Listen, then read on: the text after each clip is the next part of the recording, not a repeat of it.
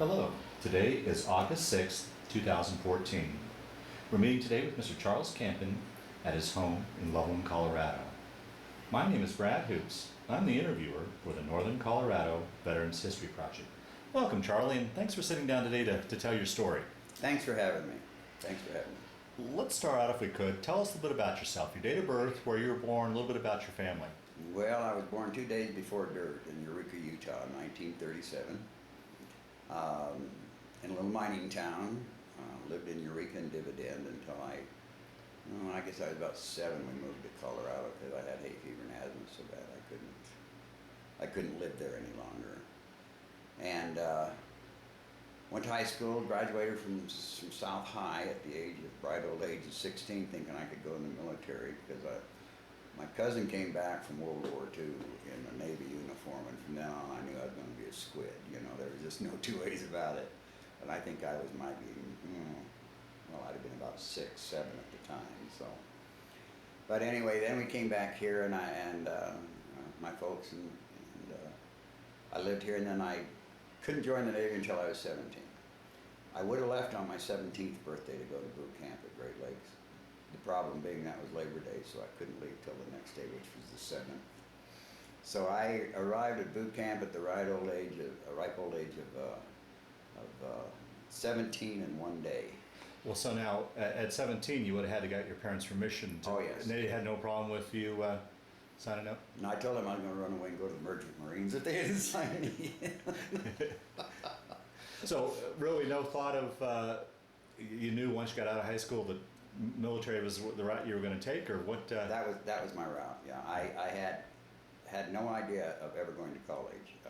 I was going to be a sailor, and I've never regretted making that decision and sticking with it. Had a couple opportunities on active duty to maybe not finish my naval career. Pretty good paying jobs popped up, and then my wife would say. My first wife was a Navy nurse. Before she passed away, she'd say, "Yeah, you just go look in the mirror and look how pretty you are in your uniform. Stay here, you know." So what year then did you enlist in the Navy? I enlisted in 1954.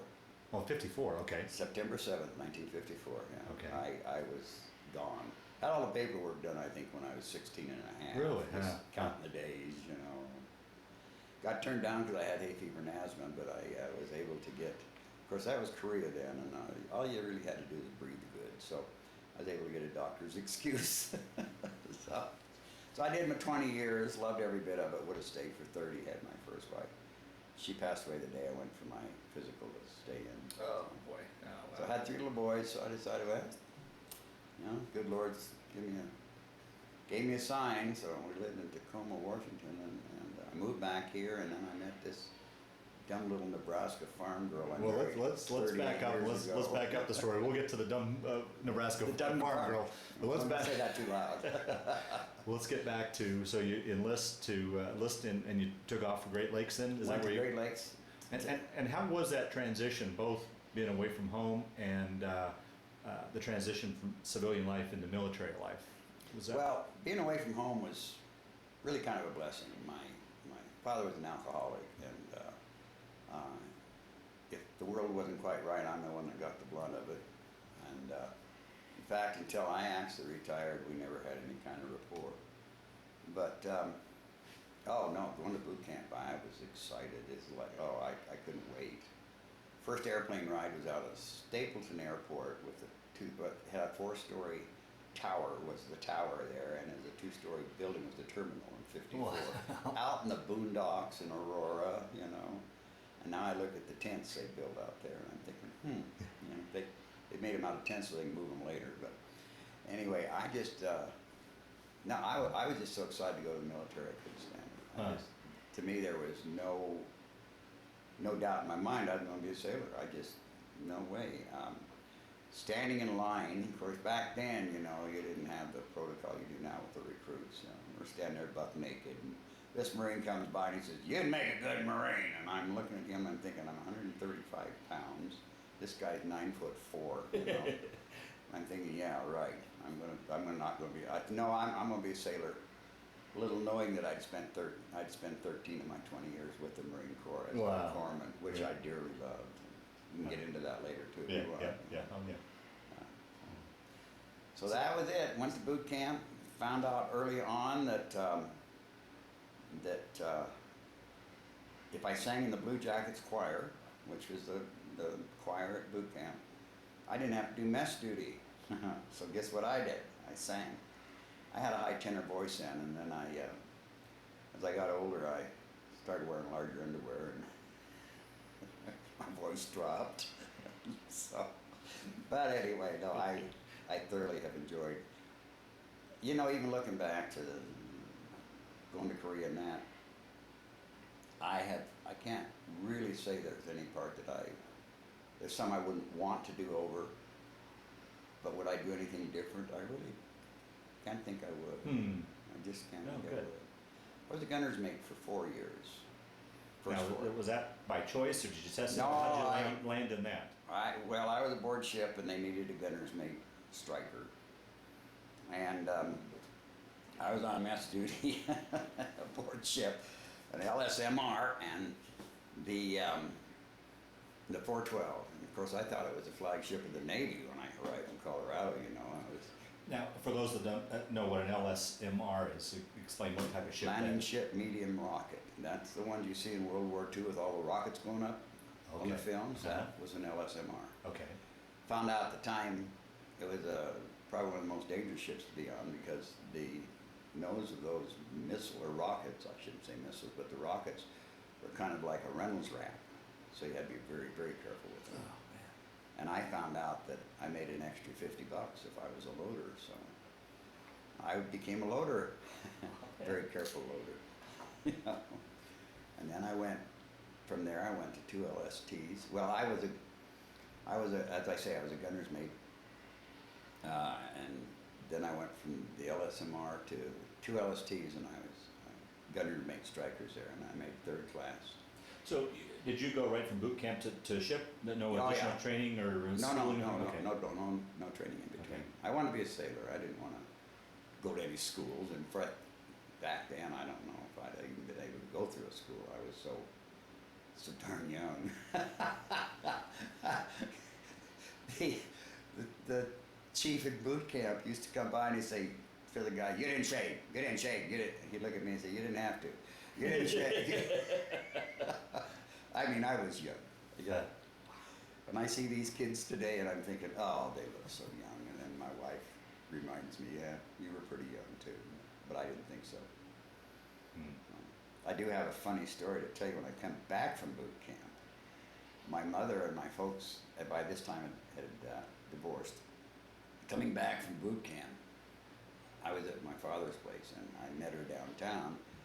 And because I grew up down on Welton Street, in a row house. I mean, but it was safe down there then, and then it went to hell in a handcart, and now it's back to where you want to live. Right, You yeah, know. yeah. If I'd only known, I'd have bought a Dempsey dumpster back then, you know. But, so anyway, I knew this one bar that had a hamburger place. I said, well, how about meeting me there? And she says, okay. So I rode the bus down, and I think she might have rode the bus. She lived out on Jewel. At the time, the bus went right by her corner. I don't think she drove, but anyway, beside the point. So I walk into this bar, and I was ahead of time. I had my uniform on, of course. You know, I'm out of boot camp. I'm that 2 little white stripes, man. Look at me, you know. So, anyway, I walk in, and the bartender says, "Hey, sailor, you want a drink?"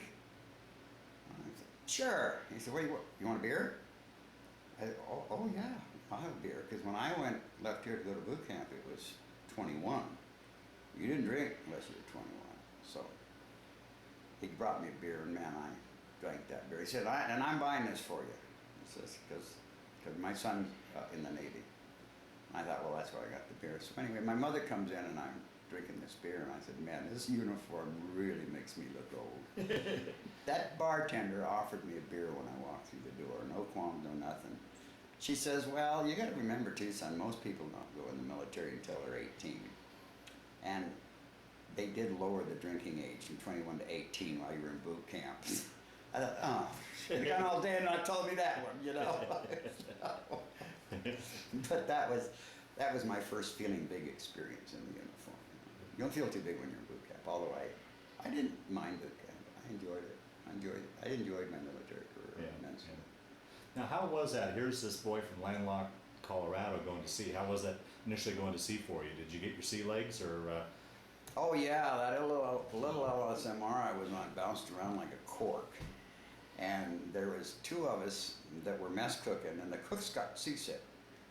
So what's his name, Billy, I think, and I would do the cooking out at sea. Well, you know, I didn't know in my infinite stupidness at the time that there was a budget. So man, we'd fix steaks, potatoes, and all this other stuff. Oh, get back into port, and it was sandwiches because we'd used up all the budget out at sea. Sailors loved us two guys. And the cook said, "How am I going to get back on?" Yeah, I said, "Well, don't get sick, you know." But yeah, I got seasick once, and I'd been in about 14 years. We were in Alaska, and it was really rough. And what was I on? I was on LSD. No, I was on APA. So I walked up, and Captain says, "Hey Doc, what do you think of the seas?" And it was rocking and rolling pretty good. And we were anchored. We had two 16-ton anchors out, and we were going to hit 1/3 to keep the ship in position in the harbor. So I said, "Well, yeah, it's rocking and rolling pretty good." Well, then the more I thought about that, boy, it really is rocking and rolling. I got sick. So I left the con and threw up over the side. Never done that before or since, but I did then. It's all a state of mind, I think. There's some people that I guess get seasick, but I think it's exciting to get out there and the deck's moving and you're going up and down and you're walking and trying to carry a cup of coffee and not spill it down your leg or something. You know? It's fun. So take your story then. So boot camp, onto the ship. Did you take a tour to Korea then, or went to Korea on the LSMR? Yeah. Okay. Going out of San Diego Harbor, the chief petty officer says, "Campion, come here." Yes, sir. Scared to death of the chief back then. Well, they worked hard to get where they were, and they still do. You know, anybody who makes rank in the military works to get it most of the time, or 99% of the time. So anyway, he said, "Can you tie a square knot?" And I says, "Yes, sir." And he threw me this little piece of line. He says, "Tie one." So I tied it. He said, "How about a bowline on a bite?" He gave me a fire axe, and I tied a bowline. And there's a couple other knots. And I had no idea why he was doing this. And I says, "Chief, may I ask a question? Why am I tying knots?" He says, "Well, you just took the test for seaman and passed it." He said, "I don't want to see anybody get killed as a seaman apprentice." We were heading for Korea. I thought, "Oh crap, you know, let me off." But it was, he's quite a guy. He was walking off the ship when I walked aboard. I planned my Navy career and my boot camp so that I would be home for Christmas for my mother, so it wouldn't be so hard for her. They cut boot camp down 2 weeks while I was there, and so I left Christmas Eve. Arrived in San Diego, and which is fine with me. I wanted to get going. Yeah, yeah. And so anyway, I'm walking up the gangway with my sea bag on, my little ditty bag, and the chief at the top, he says, "Son, you reporting aboard?" And I said, "Yes, sir." Or, "Yes, chief." No, I said, "Yes, sir." And he said, "No, you don't have to sir now. You're out of boot camp. It's yes, chief is fine." And he says, "Do you have family here?" And I says, "No, sir." And he says, "Well," he says, "you won't have any duties tomorrow." He says, "I will pick you up on the pier at 1 o'clock. You will come and have Christmas dinner with my family." Oh, wow. And I thought, wow, you know, that's pretty cool.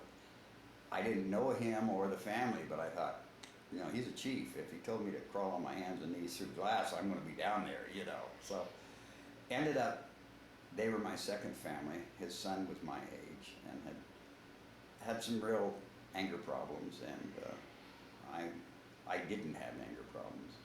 He found out that I had done everything but my Eagle ceremony for my Eagle Scout, and he was a scout leader.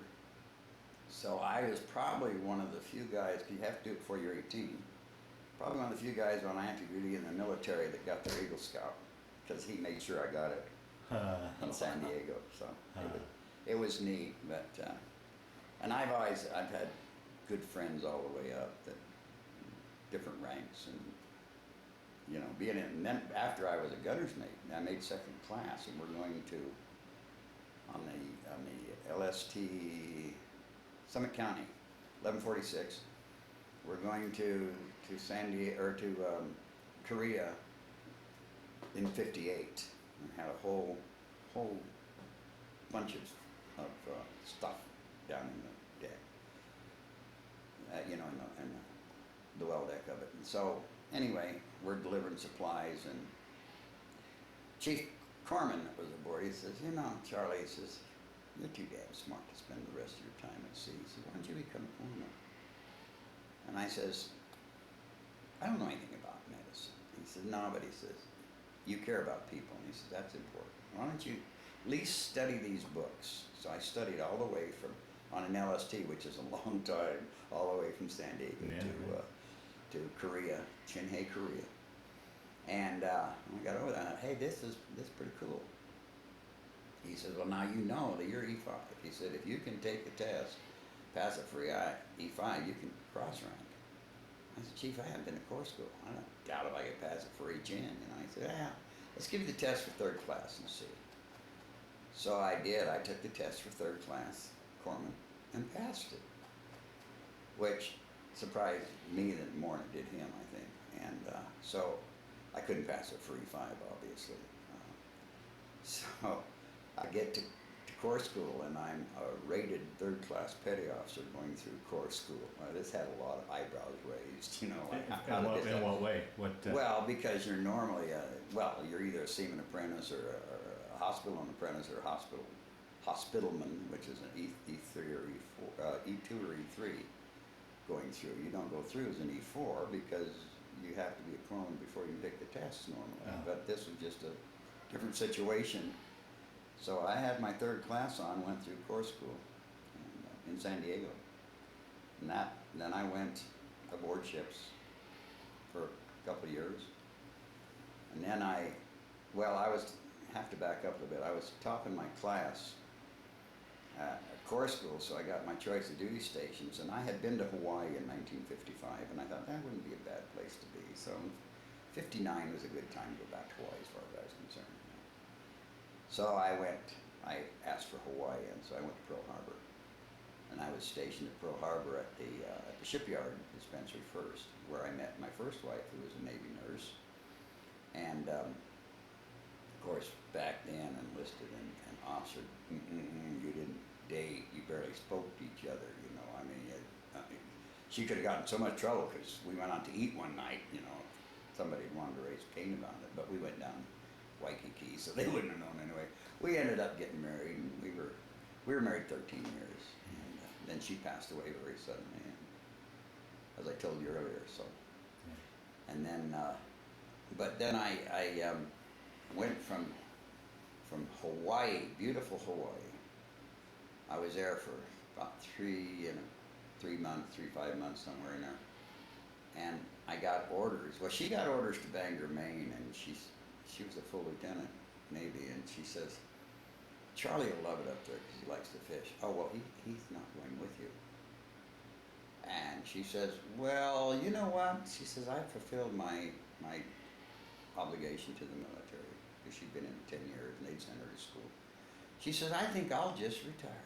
And so she got out. So, really? Wow. So we dropped from full lieutenant's pay and a third class petty officer's pay to a third class petty officer's pay. By this time we were in military housing, so, but I could have got that anyway because I was E404, because I'd been the gunner's mate.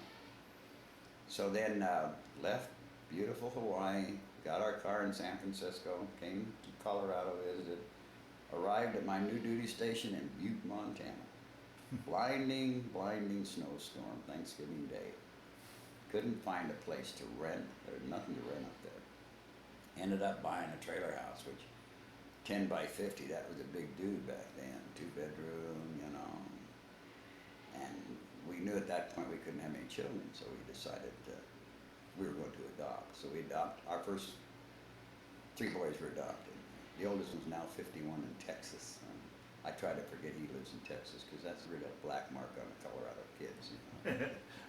Have a son in Texas, but no. And then I lost the next one down from him in an industrial accident at 25. I said we, because my wife that I have now helped raise them. She did most of the raising. Otherwise, they'd probably all be in jail if they listened to their father. But anyway, it was. Then we went from. Then we adopted the 3rd little boy, and he's a railroad engineer in Denver. He goes to Trinidad, I think, now with UPS, not UPS. That orangish yellow. He'd hate you. Northern. Kurt, if you're seeing this down the road, please don't be angry with your father because I can't remember. I'll go get the hat later. Union Pacific, there we go. And then after we got married, well, I retired when my first wife passed away. I had enough time. I was on I&I staff up in Montana, or in Washington State. And so I retired, and because I had the 3 boys when I got out. And as I say, I met this dumb girl from Nebraska that took me and 3 boys on, and we were lucky enough to have 2 more. And then we lost our youngest one at 9 and a half, who would have been 26 this year. So, so you know, we've had our ups and downs. We have a 38 years in September. She's put up with me. Why she has is beyond me, but and it isn't because she saw me in the shower or anything like that. You know, that nothing to do with that. But after I left Hawaii, or after I left Butte, Montana, they said, you need to go to be an FMF corpsman. I says, I don't really need to. They says, yes you do. The Navy did. Now what's an FMF? Fleet Marine Force. Okay. And so I went to Camp Pendleton and went to FMF school there. And got my Marine Corps uniform issued, which you'll see laying on the couch in there. And spent 13 years with the Marine Corps, which I wish I'd have spent all 20, or at least the time I was a corpsman with them. All of my friends, not all my friends, my corpsmen that were stationed with me are still a lot of friends. But everybody else are all jarheads, which I just dearly love to death. They came back and got old Charlie when villagers had me in Vietnam after a few hours. And so, as far as I'm concerned, they can come in and poop on the living room floor. I just asked them if they needed more paper, because the Marines are what's happening. I could never have been a Marine. I'm not bad enough. Yeah. But I sure love being with them. And if I wasn't going to be 77, I'd go back, Although I don't know if they have to take me in my walker. I have to have a camouflage too, So, but yeah, I love being with the Marines. And then I got 3 tours in Vietnam. Now in Korea, I only had when we got there, I told you about delivering supplies. If you want me to back up a little bit, I had a Jeep blown out from under me in Korea on the main road to Seoul. And they said it was left over from the Korean War. Well, it's a real traveled road. I'm just not really buying that. I think it was put in the night before, and I was unlucky enough to hit it. I was driving the Jeep, and I had a Lieutenant KG beside me, and I had a young seaman behind me. And he was a little gunner's mate, and he was carrying a weapon because it was still a little iffy. So roughly what time period was this? Oh boy, now you're going to pick my little brain. Let's see, it would have been. But the armistice had been signed. It was 55. Oh, okay, okay. Yeah. In fact, just before we came back, and I hit this mine and flipped that Jeep and everything upside down into the water, a canal, pinned my legs at the knees underneath, how the Jeep goes. I couldn't get him out. I was fine. Other than I was like this because I was drowning and I had my, I couldn't relax. And I'm hollering for the guys, and of course I know, well, they're dead. And pretty soon I hear them, Doc, where are you? Well, it wasn't Doc then, it was Charlie.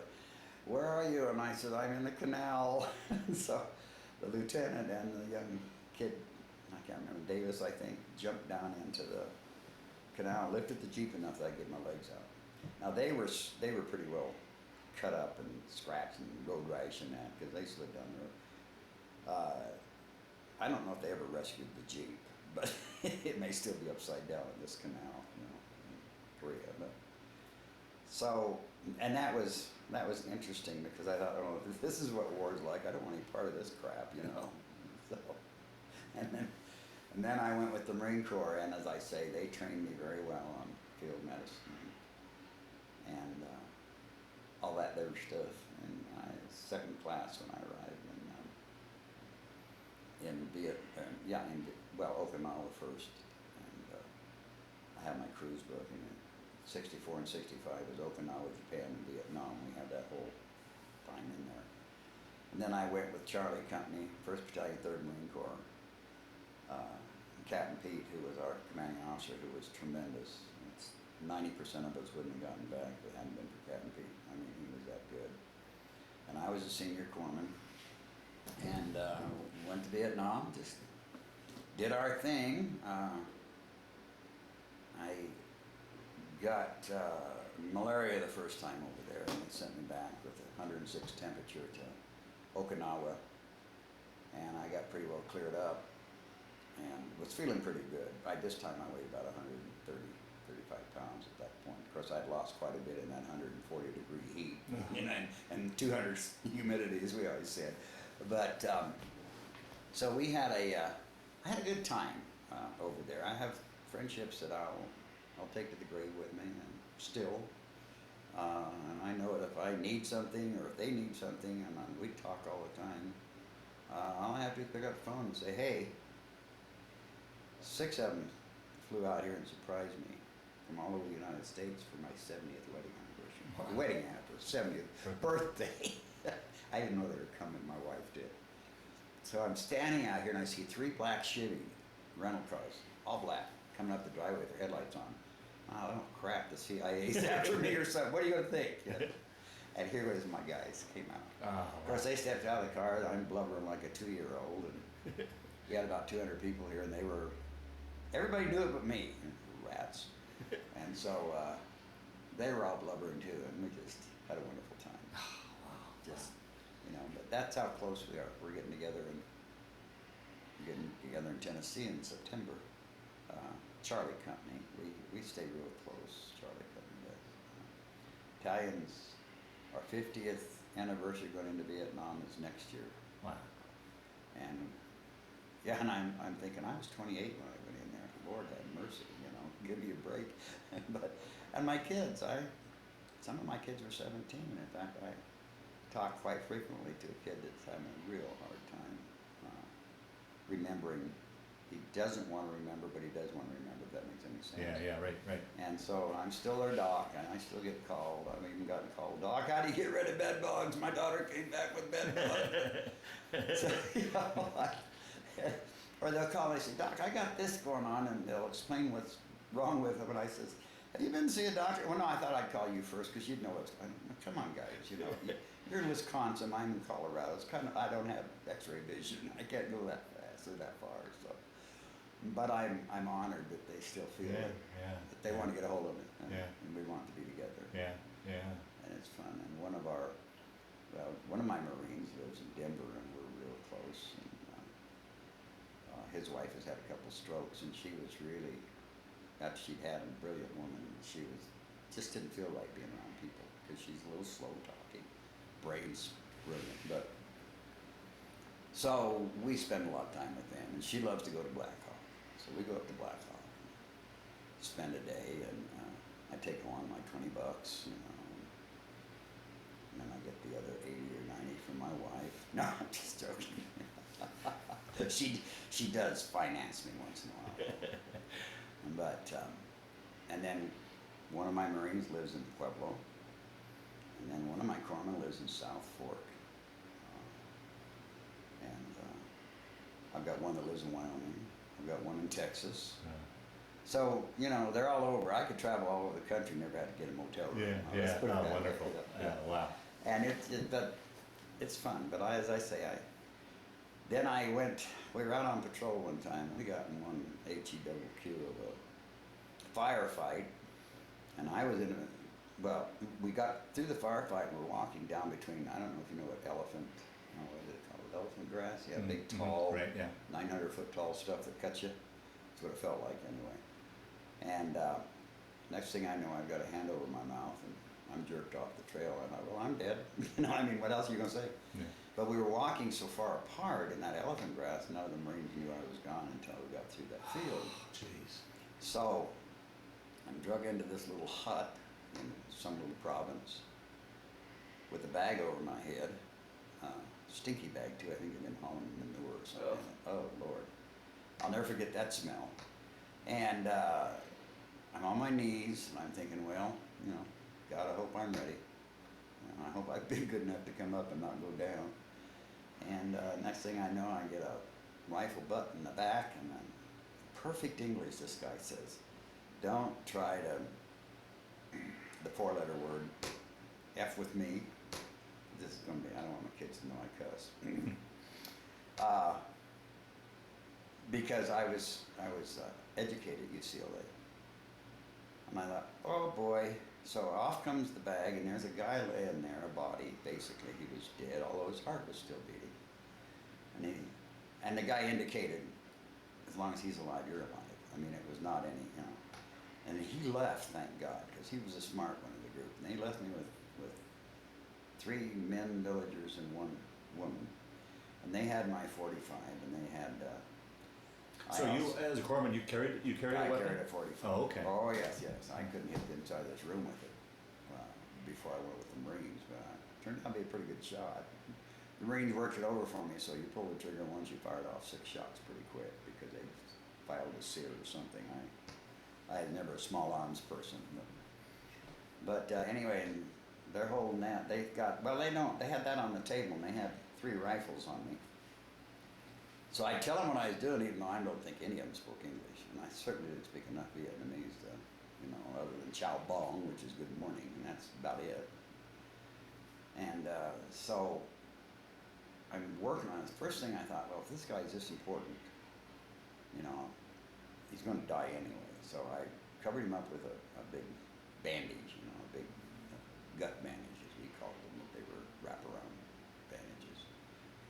And I always carried a little mirror. I don't know why I would carry a little mirror with me, but I always had a little mirror in my medical bag. And I had my stethoscope and my blood pressure cuff. I always carried them on the back in case somebody went in heat stroke. I wanted to have those available, so I knew, even though we were out in the field, I didn't have to carry some of that stuff, but I did. And my other corpsmen carried different things, so we couldn't do surgery out there, but we could darn sure do quite a lot more than having nothing, so to speak. So the next thing I know, I get another rifle in my back, and I'm showing them up on the little morphine squeeze things. I said, I got to give him this because of the pain. I went like this, you know, and the gal went like this. She knew what I was talking about, I think. But so I gave him 4 shots of morphine, knowing it would kill him, because I figured, you know, if he's this important, I don't know who he is, but I'm not going to help him in any way, although I knew he was going to die. Yeah. In fact, probably moving him around to put that battle dressing on him killed him. But so anyway, I could take the mirror and hold it under his nose, and I go like that, and it would fog a little bit, and not take a blood pressure, and I can take a blood pressure, you know, with it. So after about 12 hours, my wonderful, dirty, stinky Marines came back and found me, and we got in another hell of a firefight. I had three of my Marines were wounded out in the middle of the field. I was really protective of my corpsmen too, because they were all young guys. And I thought, damn it, you know, they need a chance at life. I was 28. Yeah. And it isn't that I had this martyr syndrome, you know, no way was I out there looking to get shot. But so I never asked them to do anything I wouldn't do, and so I just grabbed my pack and ran out to them. Well, the one guy lives in Tennessee, DeVries, and he was shot. He was shot through the gut. And I'm putting battle dressing on him, and I said, and he was still pretty lucid. I said, can you raise your leg so that I can get these underneath you? push your butt up. As he did that, I feel this on my stomach, and I look down and I'm just covered with blood. I thought, well, I just been shot. It doesn't hurt. Huh. Well, what had happened when he put his leg up, the bullet that would have got me in the stomach got his ankle. And so he saved my life, although he claims that I saved his life. And I had 2 other ones out there. Well, then we were getting a lot of heavy fire from around the area. So I said, 2 of the Marines well, they were all wounded, but they weren't out of it enough that they couldn't handle. I said, all right, load the rifles, guys. I said, I can't get you out of here now. So I have to do my damnedest to try to keep you protected. And so I did, and I picked up the rifles and fired, and being a gunner's mate didn't hurt. Kind of reverted back. so anyway, and you can read that in that citation in there I got from the president.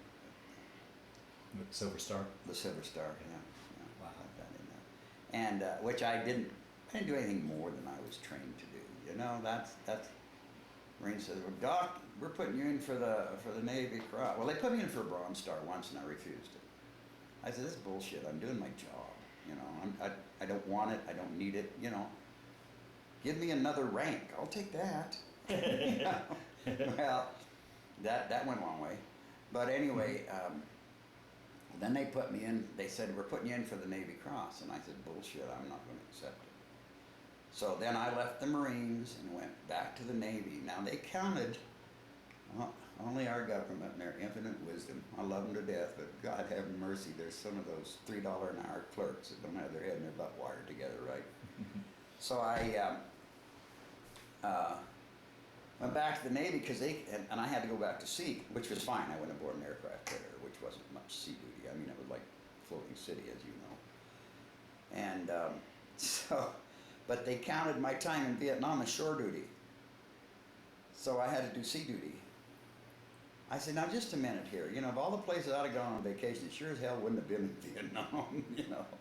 Although it is an absolutely gorgeous country. And I really have no desire to go back. Some of my guys have, and most of them said, Doc, you really should do it. But, you know, as I say again, I was 28. These kids were 17, 18, and 19. And they were my responsibility. They're still my responsibility, even though they're all grandfathers, as far as I'm concerned. So it's, you know, I just was doing my job. And I don't need a medal for doing my job. I don't get a medal for driving to town and back without hitting anybody, although I probably should the way I drive. But no, I thoroughly enjoyed being with Marines. And then I went to Alaska. Hated Alaska. Not really. I walked out my back door, out from here to the creek, which is how far it is, to the Carlick River. And I'd want to fry salmon. I'd go down and get salmon. Oh, it was rough. Wanted halibut. We'd go out and we had a rowboat that belonged to the Naval Station, and then we had buckets with glass put in the bottom so you could look through them, and you'd hold them down and look, and you'd see crabs. You'd take a rake and irritate them. They grab a hold and you flip them up into the boat, and you'd have our fresh crab out of the Alaskan Bay there. And then, so you know, I really hated that. Well, then the Coast Guard at that time they had the air station. It was a naval station, but the Coast Guard had their planes ready flying out of there, and now it's full Coast Guard station. The Navy gave it to them, and I hope they built some new buildings, but beside the point. And they got down on flight corpsman.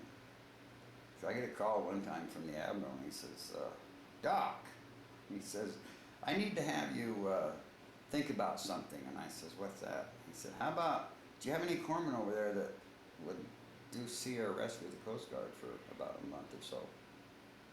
I said, well, yeah, I'll do it. I'm not going to send my corpsman out because, you know, not the safest thing in the world. And those pilots were wonderful. I swear to God, they could land that airplane on a pinhead. You know? And so I did that. I flew sea air rescue with the Coast Guard. First flight I went out with was to Dutch Harbor.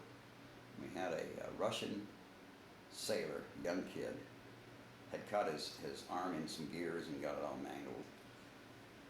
Knew he wasn't doing well when we got called out, and so I'm up behind the pilot, you know, like I'm directing traffic. I do have a license, or did have a license. I had to let it go because my depth perception, they wouldn't renew my license. But anyway, so I'm standing there, and he says, and it was rough, foggy, white caps. You know, we're trying to land Dutch Harbor, and he said, should I try, Doc? And I said, well, yeah, we got to get in there and get that kid. But down we go. The next thing I know, boy, he's pulling back on the yoke, and that thing is almost on his side, and here's a mountain right ahead of us. Well, Dutch Harbor is surrounded by mountains. And, of course, I didn't wear Pampers at the time, but I sure wished I'd have had some, you know, or Depends, whatever at that time. He said, do we try this again? And I said, we really need to get that kid if we can. So, second time, and he could not put it down because of the crosswinds and all that, could not get down in the bay. And so we're on an old PBY, I think they called them. I'm not on the airplanes very much. So we're down minding our own business, and he says, Doc, I can't land in there. And I said, how about landing at sea and we'll taxi in? And he looked at the Whitecaps, he says, you know what our chances are of surviving that? I said, I have faith in you, kid. I have faith in you. He's kind of looking at me like, right. Well, he did. He landed at sea, and we taxied in. We got the kid. We took off without incident. Flew him to Anchorage. Of course, I spoke absolutely no Russian. Shitsky, I think is that was my Russian at that time. Or if it's Southern Russian, it's, you know, you Shitsky, you all. That's how it goes. But anyway, I get back. We get him down there, and he had one of those beautiful fur hats on. He wanted to give me his hat, and I wanted that hat so bad. But little Russian kid. He probably was 19 or 20. I don't know. And I thought, you know, this kid probably had to save 6 months to get that. And I told him I wasn't allowed to take it, you know. So I gave him now this is back in the day. I don't know why he didn't know about him, or maybe they didn't have him in Russia at the time. But we had meals along. Had potato chips, so I opened a bag of potato chips, and I offered him one, and he kind of looked like this, and so I took one and ate it. Offered him again, and he took one and ate it. I think we had 8 or 9 little bags. He wiped them out. He thought those were the greatest things since canned vodka. You know. So anyway, get back, get him dropped off, and had the Russian interpreter met us there, and the kid had a big tear in his eye, and he said, "Thank you, sir." And they whisked him off. I don't know whatever happened. I know he probably survived. I'm sure he did. I had an ID and everything going with him. That's fun trying to start an ID on a plane that's bouncing like a cork, I'll tell you that. But I got lucky. And that's why I admire these coasties so much. I mean, those guys, they earn their pay. Yeah. So anyway, on the way back, this pilot, he says, "Doc," he says, "you're a gutsy son of a bitch." I said, "What are you talking about?" He says, "Having us try 3 times to land to get that." I said, "What do you mean having us try?" He said, "Well, you're in charge of this aircraft and we're airborne." I said, "Why didn't you tell me that sooner?" But I still tried it, so we went in. So, but I enjoyed it. And then I go say, "Oh, got my license, my pilot's license." Uniforms were hell to get on Kodiak. You had to go to Anchorage and order them. There was no naval facilities. And you could order them through the store there at I think Nellis Air Force Base. I can't remember. Yeah. And so we'd go over there and we'd take a list of what people wanted. Well, I did not want one of my ties cut off because I only had 2, and one of them was Radia's. One I worked in, and the other one was, although I didn't stand inspections up there, it was for inspections. I had to look nice once in a while. Anyway, I didn't wear a tie because they put the date you solo on that, and they put it on the tie, and then they hang it up in the office of we had a Cessna 180, I think is what the aircraft was that I sold it on. And they hang it up, and that's your day, you know. I don't know. They might still be hanging there for all I know, although I kind of doubt it. Well, Ben's out. Charlie didn't wear a tie. They held me down and cut off my right trouser leg just above the knee and put the date and that on there and hung it up. So I said, "Thanks, guys. You know, I'll go get you a tie. No, you should have worn it, you know, because you're all supposed to wear a tie on your solo day, you know that. So I thought I had a pant leg hanging until I left. Rats. but yeah, it was, I learned to scuba dive. After living in Hawaii, I go to Alaska and learn to scuba dive because when, you know, the Japanese hit Pearl Harbor, when they hit Pearl Harbor, they hit Dutch Harbor and they hit Kodiak. There's a Japanese Zero that had crashed in the Bay of Kodiak. The only way you could see it is going down diving to see it. Well, I wasn't a hard hat diver by any means, but it was, for a novice, it wasn't so deep that you could, you know, if you could scuba dive. You know? So my next door neighbor happened to be a diver, so he taught me how to scuba dive, and then we went down. And Oh, wow. after living in Hawaii, where I could have learned how to scuba dive, Yeah, right. in a swimming suit, I'm over there with all the rubber and all that. And it was so funny because that water was cold. I mean, it was so cold. But that was the most interesting thing. That plane looked like it had just landed there. I mean, it wasn't demolished. It was preserved, I guess, because of Have they ever since lifted it up, or is it still? I have no idea. Yeah. I have no idea. I know it was right after that big earthquake and that hit up there before I arrived. So one of the ships that was in the harbor, passenger ship, had washed up on shore. Well, there was no way to get that thing back in. And it was fairly level.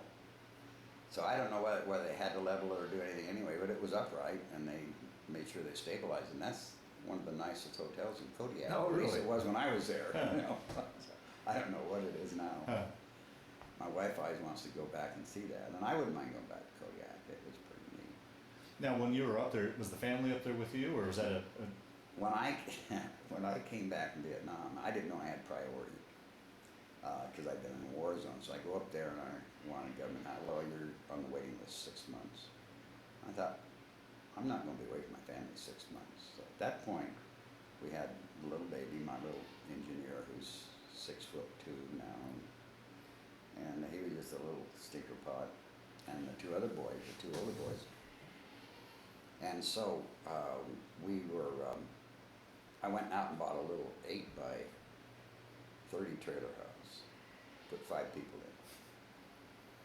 And we were in there about a month, and I get a call from the housing. They said, "Why didn't you tell us you had been in a war zone? You're top of the list, and we have a house for you." So we move out of this little bitty 8 by 30 trailer house into 3-story, full basement for the kids to play in, you know. But it had 3 bedrooms and a bath upstairs, and it had living room, kitchen, dining room on the main floor, and a bathroom and a laundry room. I think the laundry room was downstairs. I can't remember, but anyway, I mean, it had all this stuff. Out of this little trailer, I mean, we thought we died and gone to heaven, you know. We were out there, and just had a wonderful time. And I thought, oh boy, I got a trailer house. What am I going to do with that? I didn't want to rent it because I really didn't want anybody living in it. So I thought, what the heck? I paid $1,400 for it. So I put a for sale ad in the paper. I had 2 guys bid on it, and I ended up making $1,700 on it. I was selling it for $1,700. So I thought, well, you know, back then $300 was a good profit. You know? Now that $300,000 isn't a profit anymore, but it was then. So I got rid of the trailer house and we lived there, and then we came back, and my last duty station was in Tacoma, Washington. And came back there, and I went back to the Marines. And I'm glad I got to finish out my Navy career with the Marine Corps. The only thing that I wished I had done that I would do different is when I was back in aboard the USS Lenawee at the time when that cruise book came through, and I was looking through it, you know. And I'd been away from the Marines over a year at that time. I opened up and I see in there that I'd been awarded the Silver Star. And I said, "Oh, really? That's nice. I didn't know that." You didn't? Oh, really? Huh? No, I didn't know that. No. Yeah.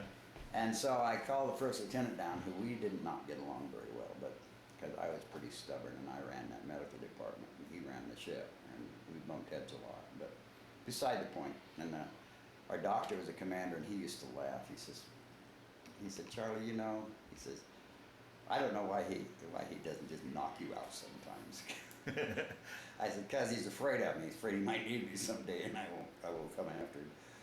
But anyway, Corpsman had a real bad rapport aboard the ship. They had In fact, I took the whole crew aboard the Illinois because they had taken, other corpsmen had taken and gone out and gotten drunk, and they'd come back and suck on the oxygen.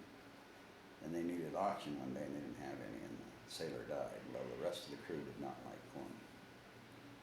And obviously, I can't blame them. You know, I mean, they had a legitimate right. And so we went from,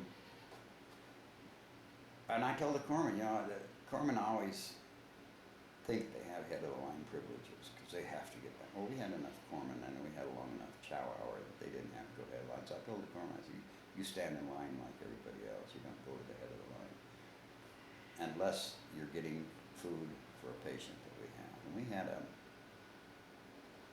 we had 12 or 16 bed hospital type thing. This was on the aircraft carrier? No, we had a big one on that. This was on the Linwood, the APA. And then we got in a terrible typhoon out at sea, and that thing was rocking back and forth and jumping up and down. And we had a kid that was washed overboard. Of course, the deal is you have a line around you in case you get washed overboard. Well, they were able to pull him up and get him up, but he was basically gone. I mean, he was just, I could barely get a pulse. And I was up there before they got him back up on the ship.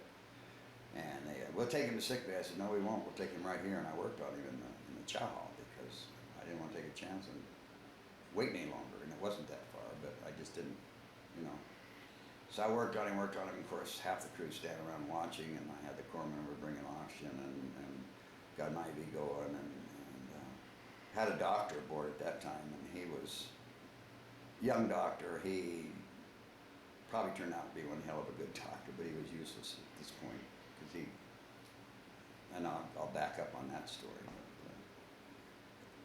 So anyway, we got the kid going, and the lieutenant that I didn't get along with, about 3 days later came down. He said, you know, Doc, he says, I don't like you damn corpsmen. I've made that very obvious. And I said, oh, yes, sir, you have.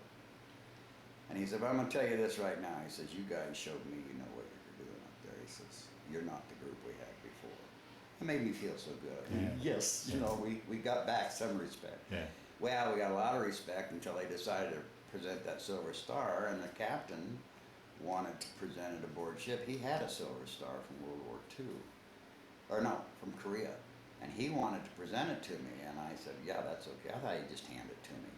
Oh no, we had to have television cameras, and you know, I was one of the first corpsmen to get it and all this kind of crap. And I was interviewed by Regis Philbin. Really? He Yeah. had his local program. Hell of a nice guy. In San Diego. Of course, we both had a list of what he could ask and what I could answer, you know, thanks to the government. So it was kind of a canned interview. But it was, but the deck force had to get the ship in tip-top condition. Everything from the top of the mast down was painted on the main deck. And I know they didn't have a lot of love for me when that was over, because they worked their little butts off on that. And I told the captain afterwards, I said, I hope that most of them let those deck apes have an extra day or two off. He said, I think that's a good idea, Doc. We'll take care of that. And they did. They let them have a couple of days, because they really worked hard. They really worked hard. And he wanted to present it as soon as he could. From when I found out about it and got this nice letter. Well, to back up, the lieutenant came down. I handed him the book, and I says, I see in here I got the Navy, or the Silver Star, but I don't know anything about it. Could you check it out? He kind of looked and he says, yeah, I'll check it out. So he checked it out and came back down, and he says, you really do have it, really, and the captain wants to present it. I said, oh, okay. I wish I'd let the Marine Corps present it, because I was with the Marines when they got it, and all I had to do was made a phone call to Camp Pendleton, and they would have done it. But that's the only thing I think I probably could regret is not being able to have the Marines give it to me. Not that, as I say, not that I did anything special. They, you know. Of course, I always tease the Marines. I said, hell, if you know how to take a Band-Aid out of the package and put it on a Marine, you're a doctor. As far as you guys are concerned, you're also dumb, you know. But as I say, I love our Marine Corps. I love Marines. So anyway, I guess that's pretty much the story of my first wife passed away while I was on recruiting duty, or on at the Reserve Training Center up there, and I had enough time to retire, and 3 little boys, so I retired. And neighbor watched the boys after the funeral and everything, and I came back and bought a home in Brighton. My mother lived in Lafayette at the time. I thought, well, that's close enough. And then I came back and we moved. I moved lock, stock, and barrel, moved down here to Colorado. Let me back up. I got some questions I want to ask while you're in the service, then Sure. we'll do the your post-service years. Sure. So, you got into became a corpsman, really with no medical training, and it just was told. I mean, so eventually that obviously took, and you enjoyed. Oh, that? I enjoyed reading about it going to Korea. I Yeah. thought, damn, I didn't know they could do this. I didn't know they could do that. That's how eyes made, huh? You know, I mean, I was sucking up the books he gave me like crazy, and I still have them downstairs in my library. Really? Yeah, I still have the old PDR, which now they have it on a little thin tablet or something, and Yeah. you push a button. But the one I got is about this thick and about this big, you know, weighs a half. Well, I always said it weighed 10 pounds and you had to pack it around, but it doesn't. But it's a heavy book. But really, what I'm asking though is for somebody that had no medical training, had never really put a second thought to it. It's a career that it took and that you really enjoyed. Then. Oh, I loved every minute of it. Yeah. I loved every minute. Well, and I guess the chief saw something in me that I didn't see in me. That I really like people. I like helping people. Mhm. I like taking care of people. And I always have. You know, I still do. If somebody's got a sad story, I'm the first one there to say, well, let's see what we can do about it. Much to my wife's chagrin sometimes, because I've brought a couple of people home to live with us that didn't have a place to live, and she wasn't really wild about that. Being a good Nebraska farm girl, she goes along with it. Of course, she's threatened me with bodily harm if I do it again without talking to her, but that's okay too. You know. But yeah, I just like being a medical. I learned how to suture from one of the top. Vince DiCaprio, which was one of the top plastic surgeons in the United States for years, lives back east, has a home in Florida. Not in relation to that movie, DiCaprio, that I know of anyway. But he told me, or taught me how to do plastic surgery, stitches and all that. You know, so it was always a learning experience. I really enjoyed it. Every day was exciting for me to go to work. Because I never knew what was coming, and I ran the emergency rooms most places I was at. And of course, with the Marines, you never knew what was coming. And I think I kind of thrive on that. Well, when I got out, I was a cop in Brighton, and then I became a fireman in Arvada. So I kind of liked the edge. Okay. As my wife says, you like living on the edge.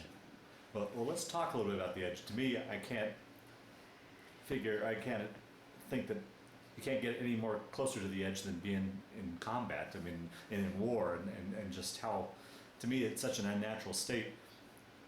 Here you are, walking along a path in the buffalo grass, wondering. Did you ever wonder? It's like, boy, I joined the Navy to go to sea, and here I am walking combat duty. I mean, talk a little bit about. I mean, for a person that's never been anywhere remotely close to combat, and probably the most. And I hope you never are. Probably the most violent thing I've ever saw is a dog hit by a car. Talk about what it's like being in war, in battle. And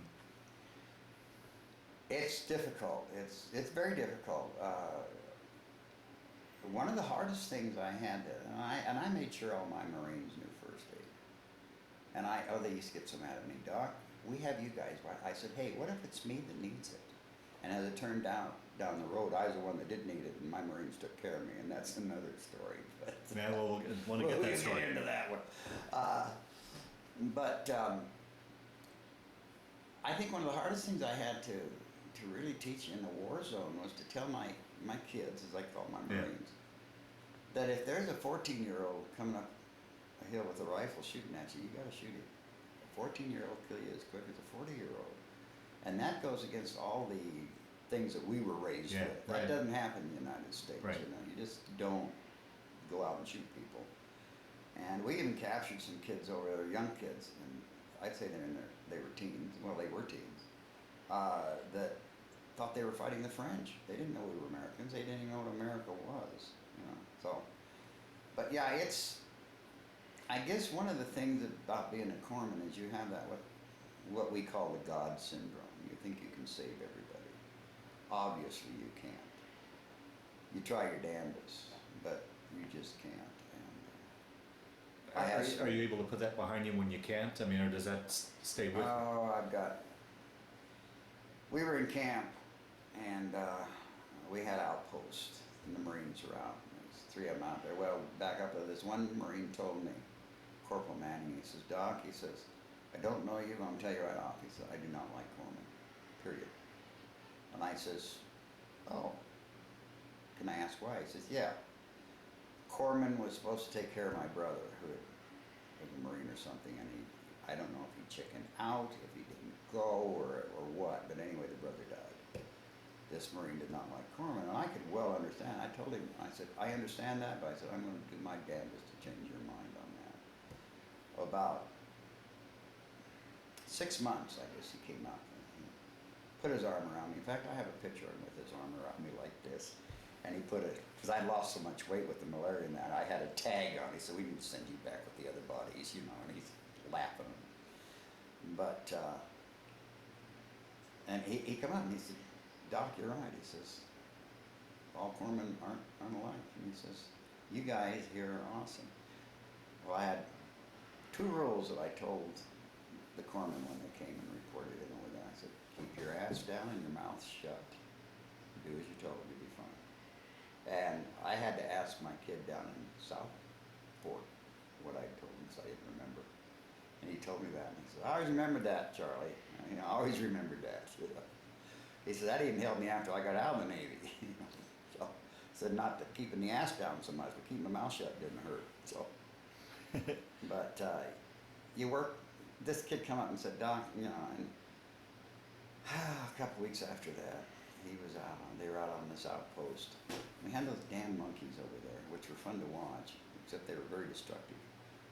And anything shiny they would take. I mean, you know, you didn't put your watch down. You put it in something, or you go to take a shower. Well, we didn't have showers per se. We washed in our helmets until we dammed up a little stream. And then our company used it during the day, and the Viet Cong used it at night, because we saw Viet Cong cigarettes and that down there. So it's kind of a no-shoot zone type thing, you know. Wow. But it's 12 of us to go down, and 6 would stand guard while 6 took a shower under this stovepipe with water coming out. Oh man, it was refreshing. Take your breath away, but it was, you know. But you got clean. It wasn't out of a helmet with a cup full of water. And did that for about 4 months.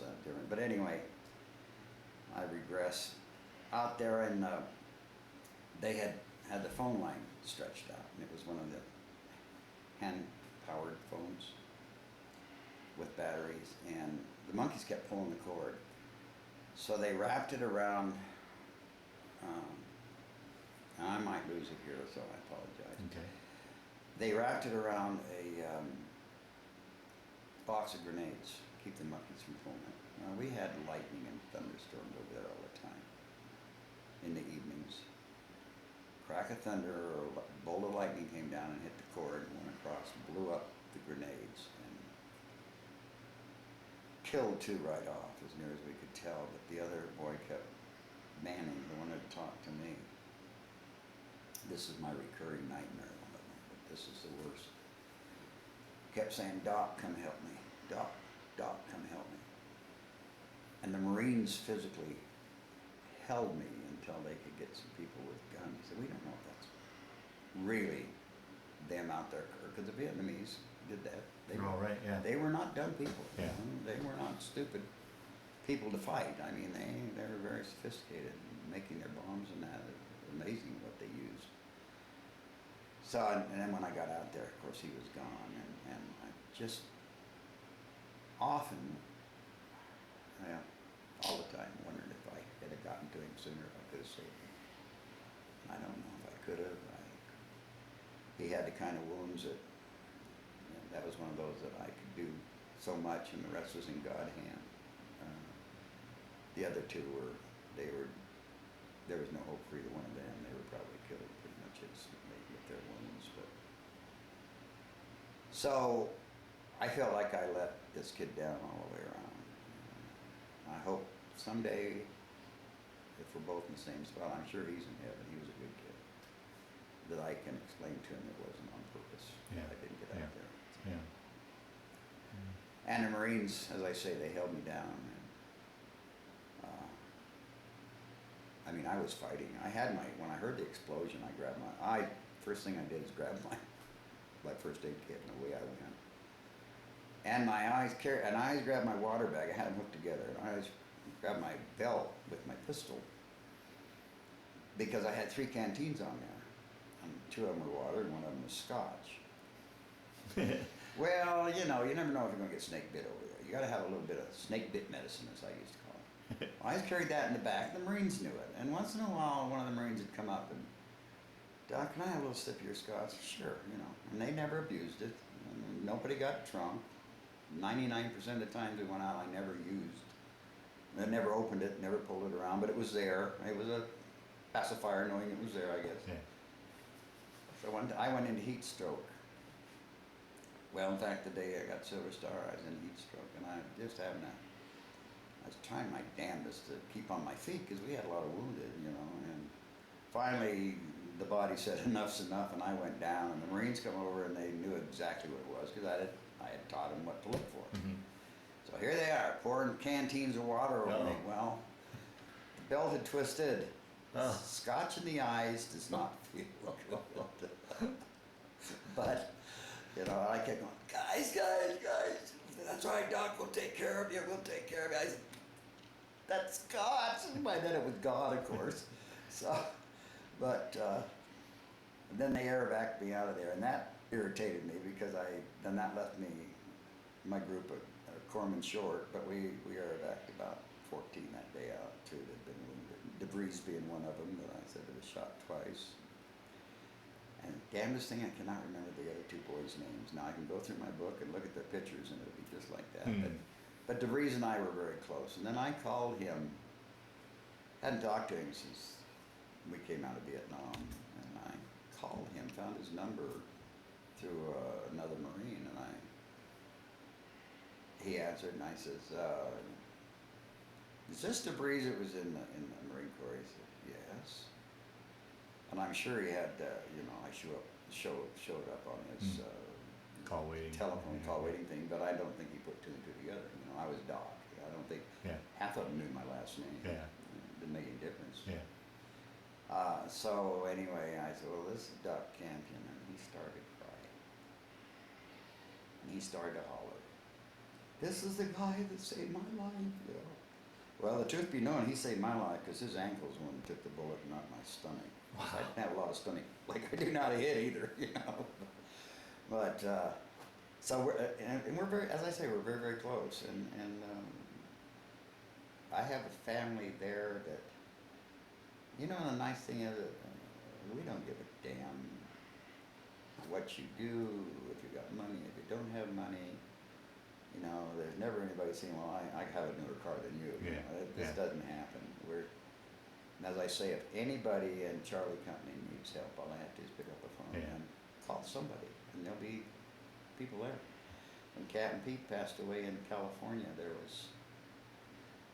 think there was 12 of us that came from all over the United States to be at his funeral in Kansas, and his daughters were just amazed, because the folks had divorced, and of course, I'm sure Mom badmouthed Captain Pete.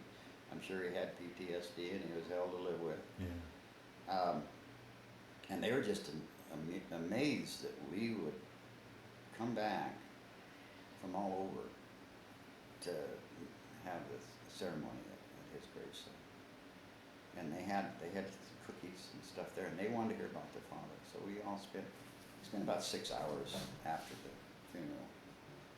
But it's always so difficult for us to go to a military funeral where they fire off the rounds, 21 gun salute, and it's doubly hard for me. Well, I shouldn't say it's doubly hard. It's really hard for me because my first wife, we had a military funeral, and boy, that brings back a flood of memories. Standing there with my 3 little boys and listening to taps and trying to be the big guy in front of my boys. It didn't work. It didn't work worth a day. when my son made Eagle Scout, he says, "Dad, I don't want you talking long because you're going to get up there and cry." I said, "That's my prerogative. If I want to cry, I'm going to cry." But when the scout troop he was in there, and I don't know why this ever came about, but there was this unwritten law that unless I took part in the Eagle ceremony, it wasn't a real Eagle ceremony. So I used to get up there and read my little speech. And I still work with youth. I was a swim deck. Do you want to stay with the military, or you want to go on? Oh, well, a little bit more in the military than we'll Okay. yeah, So yeah. you have any more questions? Well, may I have a drink? Yep. I'm gonna have a drink. Yep. No bourbon in this, boys, just plain Coke. Talk a little bit. One thing that fascinates me too about being in battle is the conditions you guys are in. I mean, you're out in the jungle and in the elements. Probably weren't getting proper sleep. The hygiene didn't sound so good. No. Food probably wasn't so good. I mean, it just seems like any one of those things could take a man down. But on top of that, you had the umbrella of and stress of Didn't war. show You know, how do you think you made it through that time, both physically and mentally? I mean, Well, mentally, we leaned on each other. Mentally, I think in my case anyway, because I was the head of the medical for the company, and I was one of the oldest guys in the group, they looked up to me just because of age, if nothing else, and I felt that I had to be a leader. And you know, I've always said in the military, and it holds true anywhere, you don't demand respect, you earn it. And I think through the years I've earned respect from not only my corpsmen but my Marines, you know, because I did everything that they did and then some, because I didn't want them to say, Doc sat back in camp and we went out and got shot at and Right. missed and shot at and hit, Yeah. that kind of thing. Yeah. And it was just, but we leaned on each other a lot. In fact, we still lean on each other. That's why I say we're very, very close. If somebody has a problem, whether it's physical, mental, or what, they're on the phone to me, or to Mark's, or to my little buddy down in Dallas. Stupid little Texan. I love this kid. He was 18 when he came to me. And then I have a chief that retired. Was one of my corpsmen, and he got mono.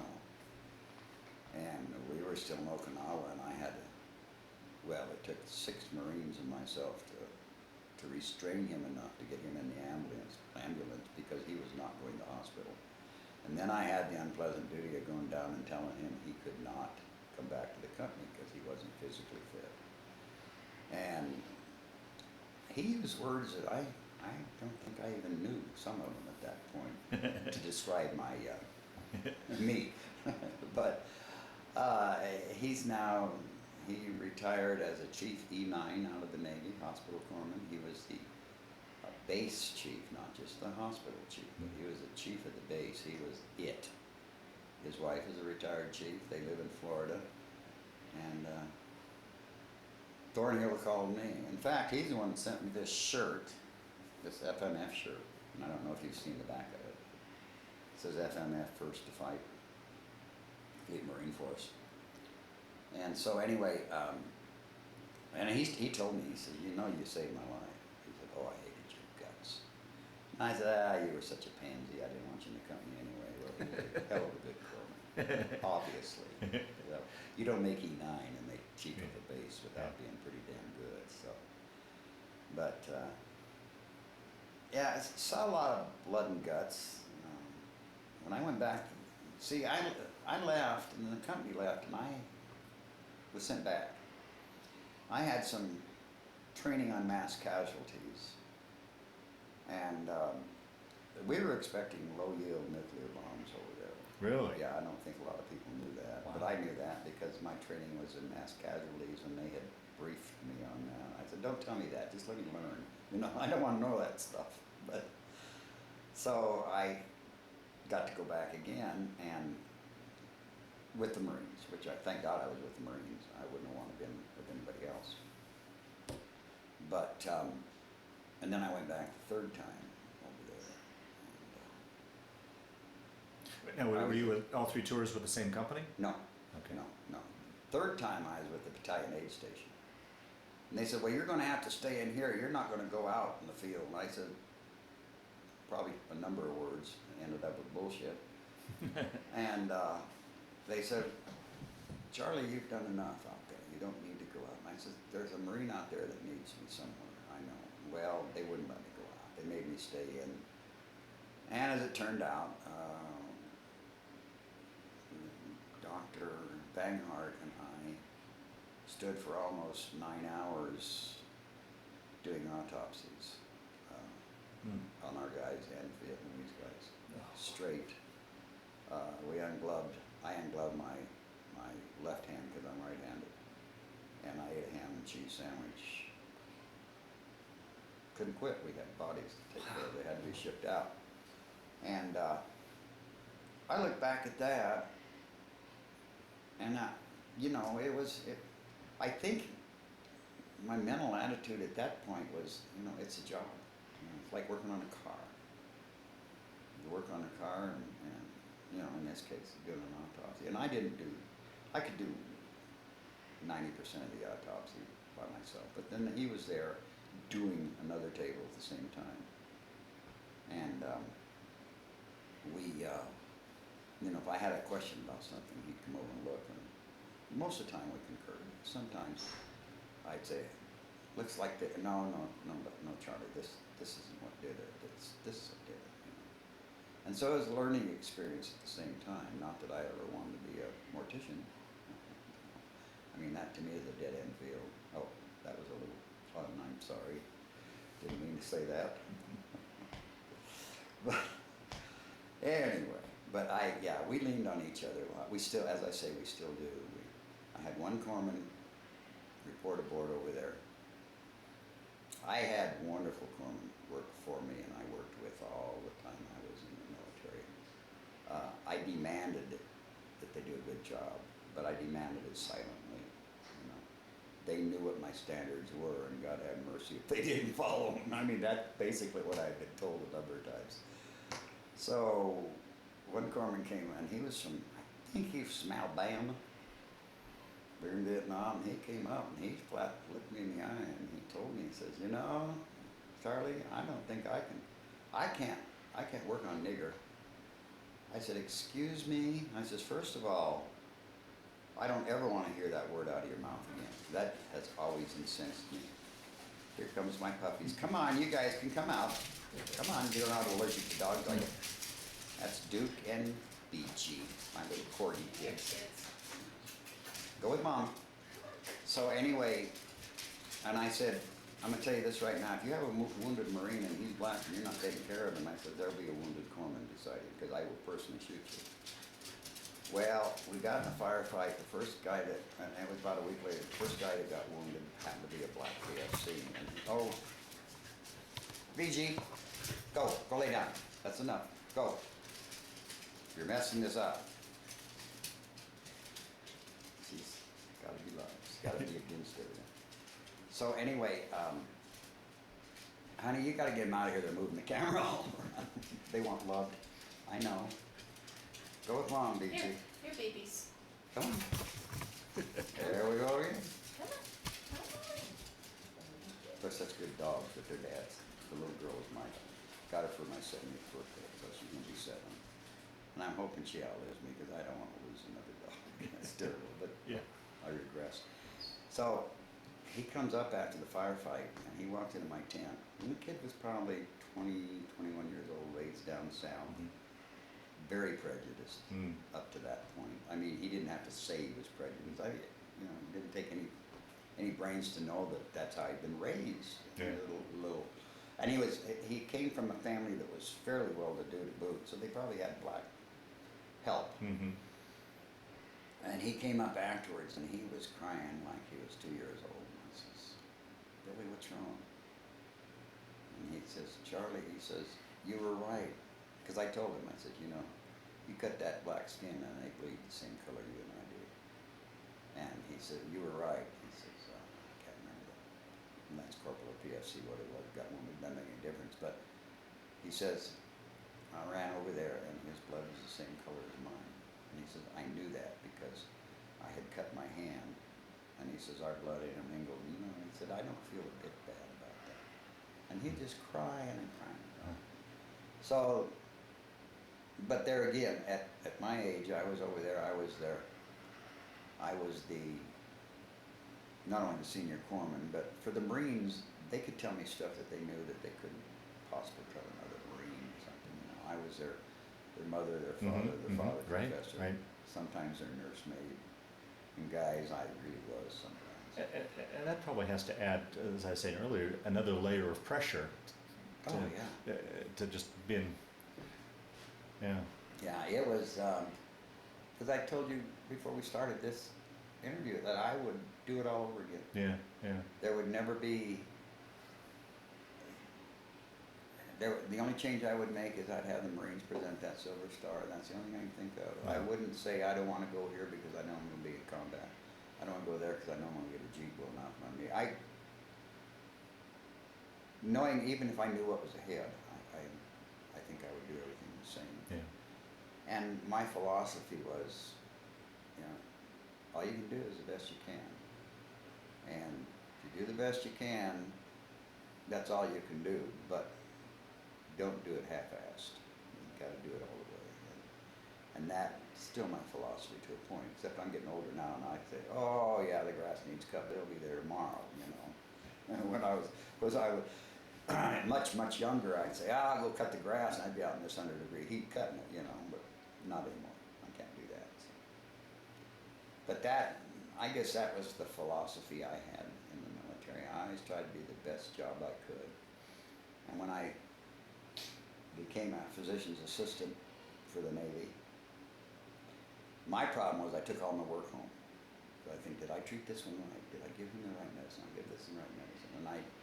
And I had sick call with dependents and military in Alaska, and absolutely loved it. But you know, there was a lot of pressure, and you know, you can let things go.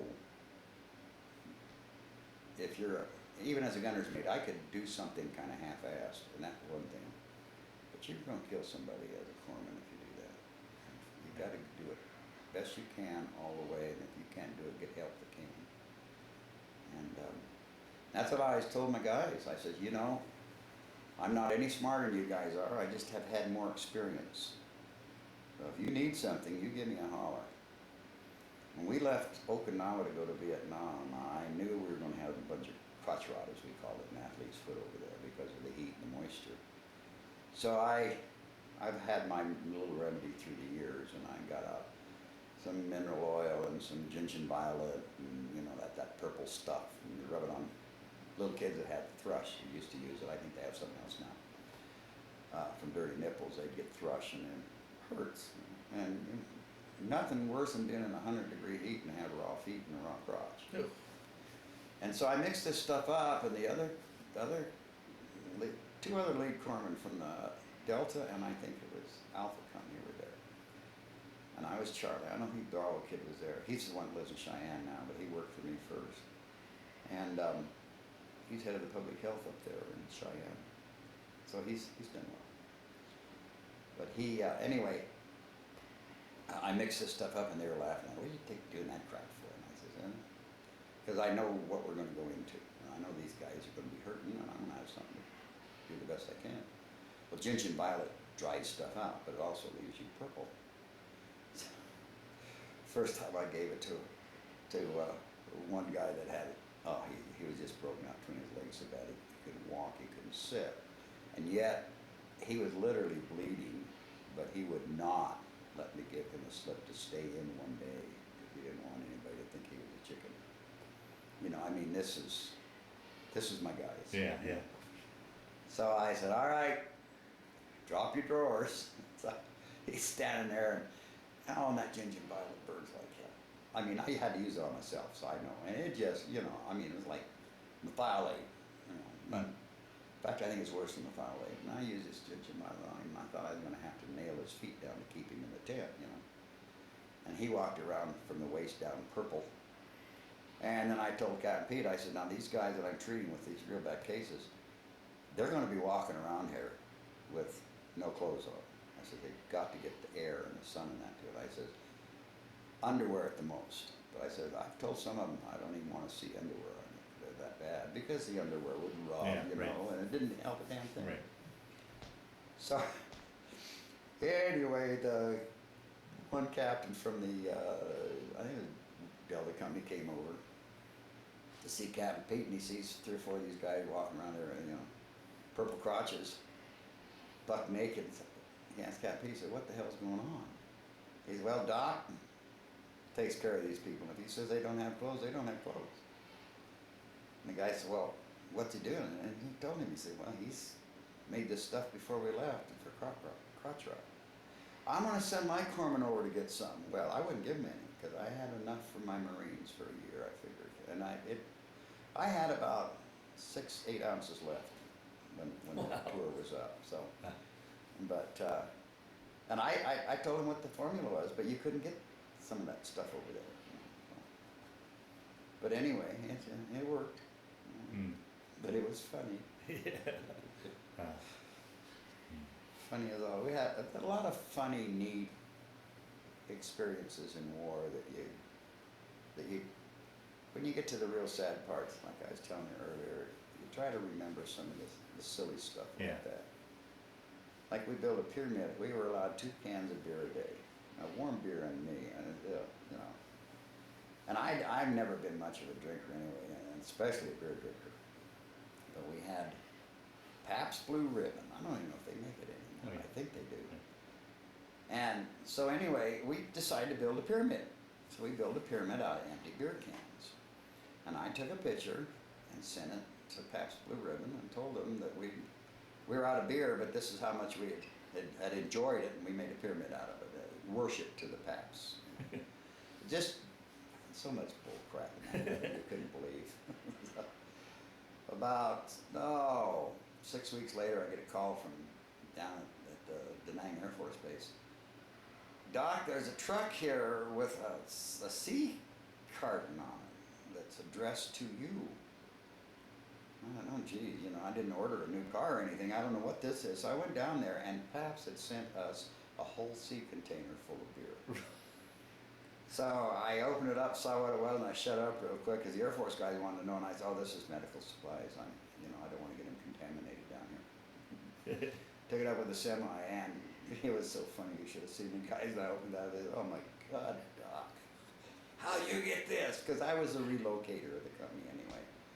If we needed something, and I figured we all belonged to the same union, you know. If I needed something, I just wanted to go. If we needed something, I'd go get it. Blew a tire on the Marine Corps Jeep down in Da Nang, and I had treated this one sergeant Air Force sergeant for a social disease once, and I told him I'll do it once, but that's it. So he told me, he said, this is the second time. If I go to the Air Force, they're going to they're not going to, you know, they're going to discipline me. Well, he owed me, and I knew he owed me. He knew he owed me, but that never came out that he owed me, of course. So I'm down there, blow a tire on the Jeep, and so about a half a block from the motor pool, and he was a motor pool sergeant. I go over and I says, I have to get, we owned the road at night, during the day, but we didn't own the road at night. So I had to get back up on top of the mountain. If I'd had to walk it, I had to get up on top of the mountain. I said, I need to have a tire fixed real quick. He said, oh, we'll take care of it, Doc. So he comes over with a blue Air Force wheel and puts it on this Marine Corps Jeep. So I pull into the company area up there. First sergeant's standing there, and he sees this blue wheel, and he says, God damn it, Doc, if you're going to steal something, steal a whole damn Jeep, you know. And we laughed and got out a can of Marine Corps green and painted the wheel green, you know, so it didn't stick out too bad. Well, about 2.5, 3 weeks after that, I was down getting some medical supplies at the Battalion 8 station there, and the engine on that radio Jeep we had blew up. So I go to the motor pool, and I said, I need a ride back up the mountain. The sergeant says, why? And I told him, he says, we just got some new Jeeps in. He said, we don't have the numbers on them yet. He says, and they were Air Force blue. He says, you take this and take the numbers off your Jeep, and you go up there and get it painted. You got paint, don't you? I said, oh yeah. He says, you get it painted. And he said, I'll get this one painted Air Force blue. And he said, nobody will know the difference. So I drive in with this Air Force blue Jeep. The first sergeant said, Jesus, Doc, I was just kidding. So we had kind of a flyover, a canvas flyover. So we moved that out of the tent table, or the tables out of that. That's where we ate underneath. And we pulled that Jeep in there, and man, you should have seen us turning and burning to get that Jeep painted. So nobody ever knew it. I always figured, as I say, we all belong to the same union. So Yeah. Mm. I enjoyed my Marine Corps. I especially enjoyed being with the Marines. I enjoyed being in the military. I've always thought, why was I smart enough to go into the military and not be? Because I had a 12th grade education, and I wasn't too smart at that, you know. And but it was nice when I went to college. The government sent me. I like them sending me. I was on active duty, and I didn't have to worry about money. I didn't have to worry about wages. Now, this is post-college, I mean, I was post-military, using the GI Bill or? military. I was still in on Okay. active duty. And they sent me to PA school down Okay. in South Carolina. I asked one of the professors down there, I says, don't they teach English down here to you people? You damn Yankees don't speak English. We laughed, you know. But because I could get away with it because I wasn't a young college student out of high school. Yeah. You know, and he knew it. And he knew that I wasn't going to. Well, at that time I had the Silver Star too, and he had been in the military, and he knew what it was. So I got away with, pretty much tried to get away with murder everywhere I was, to a point, you know. Because I figured if you can have fun at your job, it's not a job. Yeah. If you hate to get up and go to work, then you better find another job, Yeah, because yeah. it's just not, life is not that long. You have to enjoy it as much as you can. But yeah, so I got straight A's in college. Hmm. So my son, who just got his master's here a few years ago, and he's a neuromonitor. He does brain and back surgeries. And he went all the way through his master's program. I don't have a master's. He went all the way through with straight A's. He went to Hawaii for 6 months, and he missed his girl in his car, and I don't know which one he missed most, but ended up marrying her, and they're still married, which is good. And then he went to CSU and finished, and as I say, straight A's all the way through. Well, now my wife, as you know, just finishing hers, straight A's. And I says, look, guys, you really didn't have to try to keep up with Daddy. They're just smart. You know? I say that Craig had my brains because I don't have any, so. But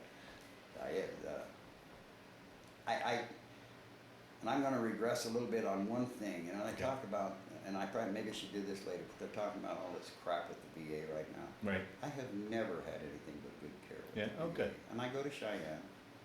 As far as I'm concerned, the VA just damn near walks on water in Cheyenne anyway. I mean, I have a hernia that I have to have fixed the 25th of this month, and I called him. I said, I have a hernia in my belly button, you know, and what's the chance to get in? Well, let's just set you up, Charlie. We know what we're talking about. Okay, so I set myself up for surgery. You know, I don't know how people. Now I'll hear people bitch and moan up there. Oh boy, they better have a good grounds to bitch and moan on around me though, because I'll take about 10 minutes of it, and then. Have you been to civilian hospital? Well, yeah. And how long did you wait there? Well, and how much did it cost you? You know, so I'm a protector. I've never worked for the VA, but I'll sure as hell go to battle for it. Well, along those lines, kind of a question along those lines, PTSD, do you think you've experienced that? I mean, how was your post years coming out of? I'm on Prozac. I take 3 Prozac in the morning. We were married about 13 years, and my darling wife, she says, honey, I love you dearly. At this point, we'd had our second little boy, the one that we lost at 9 and a half. And anything would set me off. And I know that I was out of line, and I would cuss and carry on like an idiot. I knew I was doing it, and I couldn't stop it. Finally, she says, you either got to get help, or she says, I can't take this any longer. So she has not had an easy life living with somebody with PTSD. She's very, very thoughtful. She watches me like a hawk. And I've been having some problems recently, and I'm attributing some of it to memories with the 50th coming up and all of that. Mhm. And, you know, I've been trying to hide them all these years, Mhm. like everybody tries. You don't want to think of something bad. You want to think of something happy, like an ice cream cone, you know. And all of a sudden, I get a backache, just a backache from hell, and then I get a pain radiating down into my groin. Always the same symptoms, and then I get a headache. Well, I suffered with migraines here for about 2 years until I went to the VA. Finally gave up the ghost, and they did neck surgery, and because I had compress, and I call it kick-ass medicine. They gave me some special medicine if they really started to get bad. Take them. I take one once in a while. I have to when the headaches come on. But I feel this thing coming on, so when I get to the headache stage, I know I'm going to go to sleep for hours. And I'll be talking along, I'll be talking to you, and next thing I know, I'm gone. And this hospital down here in town, they said, we're going to put a name on the door for you. You're always here anyway. You might as well have your own room, you know. But and I've been going to a psychologist and a psychiatrist up in Cheyenne, and we've all come to the conclusion that, first of all, we thought it was a medication reaction. And to a degree, some of it might have been, but I think more than anything, it's a PTSD, and it just overwhelms me once in a while. And I'll feel it coming, I'll try my damnedest to fight it. I'll try to get happy, or I'll go out and play with one of my old cars or something, you know. But when it's on the way, when I get to the headache stage, I know that it's a few hours I'm going to be out. And so I just won't drive, you know. My wife, as I say, watches me like the hawk. Last time, she says, I think you better get in the car because my pupils come to a pinpoint. She said, I think you're about ready to go out. And I said, okay. So I walk out to get in the car, open the car door, and I didn't get in the car. I went out.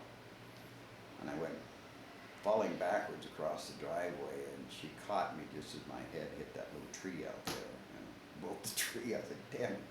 You know, she's out there moving so fast in my life, you know.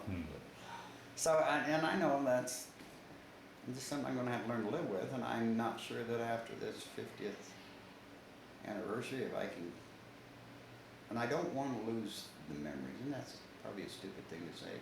I do not want to lose the memories of people we lost, because if I put on that hat that says Silver Star on it, I can go through every one of their names that I lost out of my company, and I can name them, and that's what I wear that hat for. I wear it in honor of them, and I don't want to forget their names. You know, I don't want to forget the bad parts. As much as I'd like to, I never could.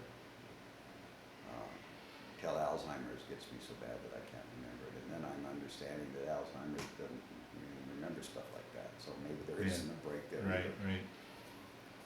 But I just recently, and my poor wife, she let us scream in the middle of the night. They had me on a sleeping medication, and I just don't like to take pills, which is stupid when I know I need them. But I thought, oh yeah, I'm so tired. I won't need a sleeping pill tonight. I won't need this medication to sleep. And it's not anything that knocks me completely out. What it does, it's Ambien, and it just relaxes my mind enough that I don't have these terrible nightmares. I get nightmares that I'm back being beaten with rifle butts and all this other shit, and that's not a way to live a life either. Anyway, I didn't take a sleeping pill, and I think it was about 2:30, 3 o'clock, my wife let out a scream, and I had come over with my fist and just grazed her head going down into the pillow. So I take my sleeping pill. I said, the hell with it, I don't care how tired I am, I'm going to take my pills. That's another thing. You saw the mailman, that was some medicine that the VA sent up to me for my blood pressure. You know, I just can't see enough good about the VA, and I just hurts real bad because it hurts because there's people that have not had a good experience with them, and I've had good experiences with them. And it's the same anywhere else. You can go to any hospital, anywhere, and you're going to find some a-hole there that's not going to take care of you. Well, the last question I'll ask you, military-wise, then we'll talk briefly about your post-military years, then we'll close down the interview. How is it as a Vietnam veteran What do you think of that war? Talk a little bit about what it was like during the war, particularly with all the unrest at home, and all these years now that we've had a chance to evaluate it and study it. What are your thoughts on the Vietnam War and that whole, just open the mic there. Well, I'm a history nut to start with, so I cannot watch a film or a newsreel on Vietnam. I can watch Second World War, First World War, Korea. I guess what I'm afraid of down deep, I'm going to see a picture of some of our guys, or us, you know. Yeah. But as far as being over there, I used to give school talks, and this one young gal who would have been at the ripe old age of demonstrating while I was over there was a teacher down here at Thompson Valley, and she kept saying, well, should we have been there? Should we have been there? Should we, you know? And I says, ma'am, let me, you know, and I'm doing my best not to lose my temper, because I'm in front of a whole bunch of high school kids, and I didn't want them to see me trip off the tree. But at that point, I was about ready to. And there was an older teacher that was so embarrassed. She wanted to just fall through the crack in the floor, you know. And she told me later how embarrassed she was. And I told her, don't worry about it. But this gal said, and I said, I was a professional. I wasn't any different than if I was a doctor, if I was worked at a gas station. I was a professional. My company said, I want to transfer you. Now, whether I was going to Honolulu, or which I was fortunate enough to go to, or going to Vietnam, which I was fortunate enough to go to. And she kind of looked at me and she said, what do you mean fortunate? You like killing people? I said, no, I didn't. Unfortunately, I did have to kill some people. And you can read that again, you'll read that in the citation if you want to read it. But I said,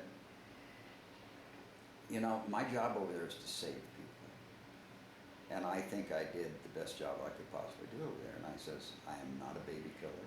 I said, I was spit on in the San Francisco airport by this long-haired, maggot-infested puke that walked by me and said baby killer and spit on my uniform. I said, before I could drop my sea bag, there was two guys behind me, and they had to be Korean or World War II vet, and they were Marines. And the next thing I know, this guy's on the floor, and they're just kicking the crap out of him. And they had to be in their 60s or 70s at that point. And they said, Doc, get out of here. You don't need this trouble. And they looked at you, son of a bitch, you don't do that to our docs. And don't hit me again, don't hit me again, you know. Well, this is when everything was going on, and I pick up my sea bag and start walking away, and I look around, and there was a whole bunch of people. I mean, a whole bunch of people. I could never guesstimate how many, but there was a ring of people watching them kick the crap out of this kid, and they were rooting him on. So it wasn't everybody, obviously. Yeah, right.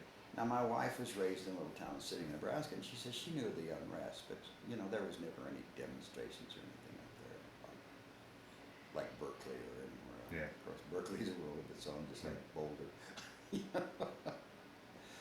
But yeah, PTSD's a bitch.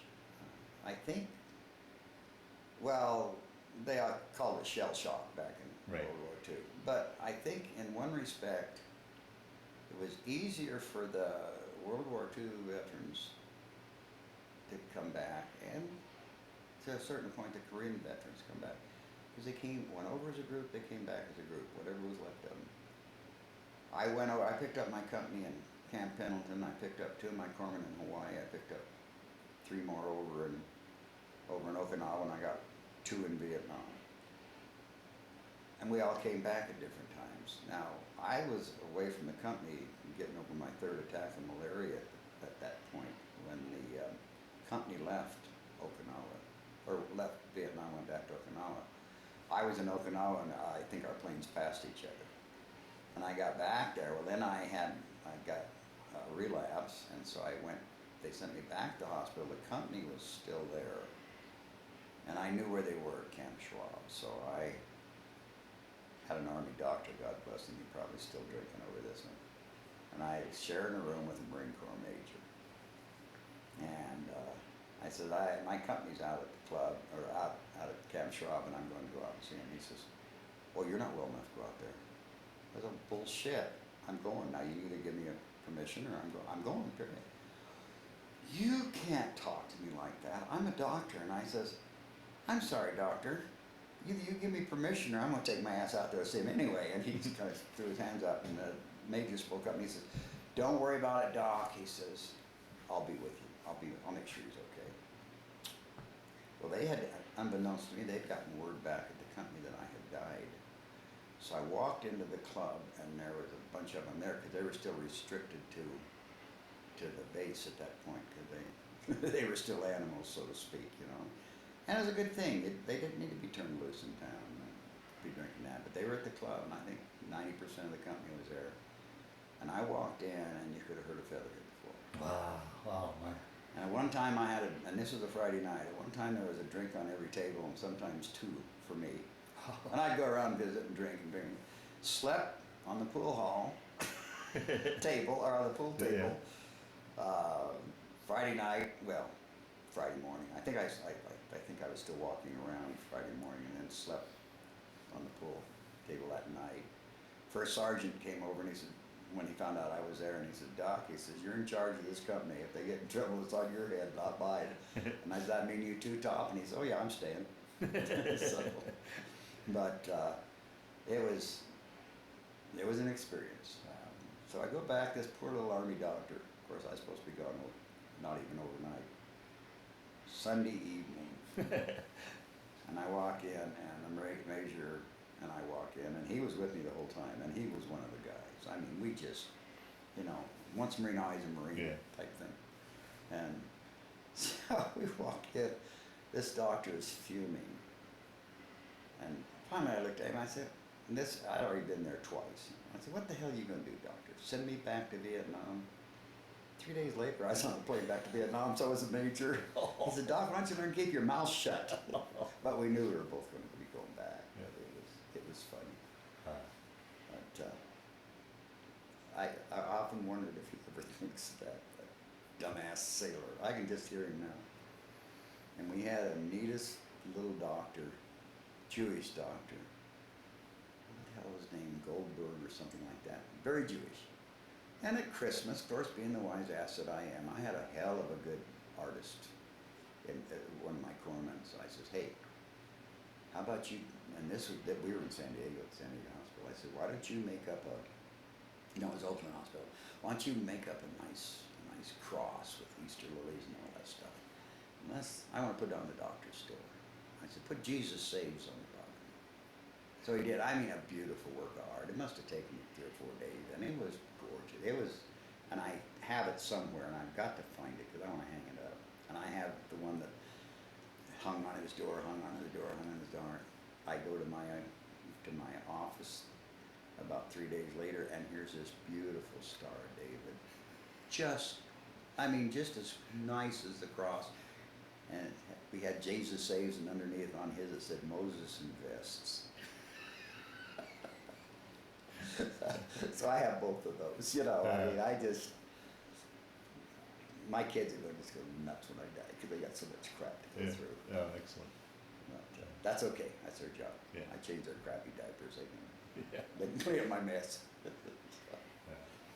But yeah, as I say, I cannot say enough. And just put our little lawn boy, that's been our lawn boy since he was 14, just went in the Army. And Charlie, you gonna come down when I get sworn in? I said, "Of course I am. No hell, I'm gonna miss it." One of my kids from, I told you I was taught scouts, and then I was a swim judge. Am I using up all your time? I was a swim judge for the swim club in that, and I was vice president. I take an active part, or try to. And I was a volleyball spotter on the lines and that. Well, then after the kids all left, I didn't have anything to do. So I joined the Civil Air Patrol, which I belong to now, and I'm a rip-roaring second lieutenant, which cracks me up. I love gold bar, my butter bar. I'm a second lieutenant in the Civil Air Patrol in Longmont. And so I'm still doing stuff with young people. Uh-huh.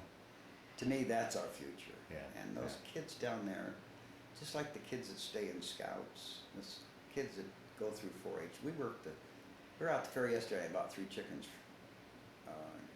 I have 4 layers now. 4? Yeah, 4 layers. And that keeps us in more eggs than we can possibly eat, you know. I mean, 1 a day from each of them. But my kids like them, so I got a stack of cartons over there that they get to use. But I really kind of missed the smells and the noise and that. And I looked at LaJean, I said, do you miss being out here for the Larimer County Fair? And she says, yeah, for about 5 minutes. I said, yeah, I think that's about mine too. But we still run into some of the kids that were our kids when we were running the rabbits out there and the chickens. I run the chickens at State Fair. Didn't run them. I helped with them at State Fair for a number of years, 13 years, I think. And I got paid for that part of it, but I also got a place to park my motorhome. That was one of the deals. You give me a place to park my coach because I'm going to pay parking. And so, so I've always worked with young people. I've always enjoyed working with young people. I still do. But as I say, the scouts, the 4-H'ers, because being a 4-H'er is a lot of work. You know, I don't care if you're taking up sewing; it's still a lot of work. And the kids that do that and really do that, you know, they're above average kids in my estimation. I'm not saying they're smarter than anybody else, but they're the kind that are there if you have a suggestion or something. They're willing to take it or want to hear it. You know, had a kid work for me at the fair down at the state fair, and he was, when we were doing the chickens one year, and he says, "I'm through with scouts. I'm through with high school. I'm not going to college." He said, "I'm quitting." Well, I talked to him for 19 days like a ruptured uncle. You know. The next year he comes over and he says, "Charlie, do you remember me?" And I said, "Well, of course I do." And I also ran the entertainment stage down there at the state fair. So I was busy, had a lot of fun. And LaJean would come down on the weekends because the boys were in school, you know, otherwise were not in school but doing 4-H. Well, yeah, they did start in school because it's the first 2 weeks of school. But anyway, he said, "I just want you to know I'm getting my Eagle Scout." I says, "Really?" "Well, I'm an Eagle Scout myself." And I said, "You know how proud that makes me?" And he said, "Well, I wouldn't have done it without you." And he said, "Will you come down to Pueblo when I get my Eagle?" Wow. I said, "Absolutely." So one of those glass eagles in there on that cabinet is one he gave me for coming down. Wow. He also was enrolled in college at that point. He'd finished high school and gone on. So you never know what you might say or what you might do. Not just young people, but Yeah, anybody right. that'll change their life. Right. You know? And I want to take full advantage of that opportunity if possible. Civil Air Patrol, we work the airport for air shows once in a while, and I never ever come back that I don't make sure that I let all the kids know what a fine job they did. And I always do it at formation because they all pitch in. They're all spit and polish, and they're doing it because they want to. Yeah. They're not doing it because Dad said you have to. You know? And you just have to, I just admire these kids. But to back up a little bit, one of my young kids is getting married the 16th, and I'm driving him and his bride in one of my classic cars for the wedding up in Cheyenne. And he's just finishing up. He'll be a senior next year with he's got a scholarship through the Army. And what a squared away neat kid, and his wife is neat. And he's marrying well. His future father-in-law is a 2-star general, head of the Wyoming military. I mean the military, Air Force, the whole 9 yards. He's a senior officer. So I said, "Well, dummy, you know, you slipped into this one okay, you know." But she's a doll. My wife gave them what they call it, a pre-wedding shower where they get the women, the girls. She put that on for them at church last Sunday. Wow. Had about 40 people that came down from Wyoming and all of things. But we try to keep active. Well, back up a little bit and put these stories in it, but back up, okay, so you've got now the military now, you just lost your wife, 3 young boys. Take your story from there and wrap up with your post-military career and integrate these. Integrate these stories into as well. But well, when I got out of the military, of course, I was lost. Yeah, sure. Lost my wife, lost my career basically. Had 3 little boys that I adored, and was overwhelmed. I mean, it was me doing the laundry, the cooking, the house cleaning, and all this, making sure they got to school on time. So I very gently slid into the bottle, and my youngest little guy, who was 4 when his mom died. The one that's a railroad engineer. He was the youngest of the oldest 3. He only went half a day, so boy, I'd hit the bottle real early in the night. Stupid me with my vast medical knowledge, which it isn't. I'd get wasted, and I'd quit drinking at noon because he was coming home. And I always had a hot meal for him. I always had a roast, pork chops, chicken or something. I never ever let them not have a nice hot meal. We always ate at the table. No video games at my house. I just believe there's reading books and television's fine to a point. Of course, television was a lot calmer back when my boys were there. And we just, then as I say, I met this dumb little girl in here and married her. Well, then I got on the Brighton Reserve Police Force. And she thought that was way too dangerous. And I was ready to go full-time active police when we got married. And she didn't want to live in Brighton. She had a home in Arvada that she had struggled with to get, all her life. And she had it, and she didn't want to get rid of it. And Arvada or Brighton didn't make that much difference to me. And so she said, I really don't want you being a cop. It's so dangerous. I says, okay. So I opened a filling station called Big Buy. I got a franchise out on Kipling and I-70. And I did that for a couple of years, and I just really enjoyed the people. I like people, you can probably tell. And then I had a chance to go to work at Coors when they had this big strike out there. And the money was, I just couldn't pass up. And a lot less headaches. So I worked 3 years at Coors, but then I was on nights. And then, not being one to, I shouldn't say take orders, but be directed maybe is, I don't know what word to even use. Anyway, I had a smart ass boss. Not my regular boss. And she was wonderful, Annette was a wonderful lady, but I did the RT loader, the rail truck loader, and I was the brake man because I could break out 2 and 3 lines at a time, and these guys could take a longer break if they wanted. I didn't care as long as they didn't leave me hanging, And so I did that. Well, then they had that big strike, and Annette, she was gay, and she came around, and a bunch of the gay guys had come out to support the strikers. And so she said, Charlie, what do you think about those well, back then they were called queers. They weren't gay, What do you think of those queers out there? And I said, oh, Annette, I said, this strike really sucks. Well, it didn't dawn on me what I was saying until it was out of my mouth. She started to laugh so hard. She said, I'm going to have to go change my panties, Charlie. She said, only you would say that. And and I have an uncle, I have a cousin that's gay, and we just love him. Him and his mate's been together 50 years. So if that's your thing, fine. I have no problems with it. I never have. And I'm sure I was in the military with gays. Back then it wasn't accepted. Right. So then I went from Coors, and then I decided, they said I had to work. I was working 6-day weeks, 11-hour days. Actually, I was working 11-hour nights. Then I was going to college full-time. And then I was on the volunteer fire department. So there was some days, a couple hours sleep was about all I could drag out of 24, which was really kind of stupid and dangerous. But one year in the fire department, I had 365 calls. That averaged out 1 a day. Of course, we had 3 or 4 in one day. One Thanksgiving, the wife had invited all her family down from Nebraska. I went out at 8 o'clock for Thanksgiving dinner, and I went out at 8 o'clock in the morning on a fire call, and I got home at 10:30 that night. We had one after the other. I never got to see anybody. She had a cold turkey sandwich for me, which was fine. I love turkey anyway. You can get it in my mouth.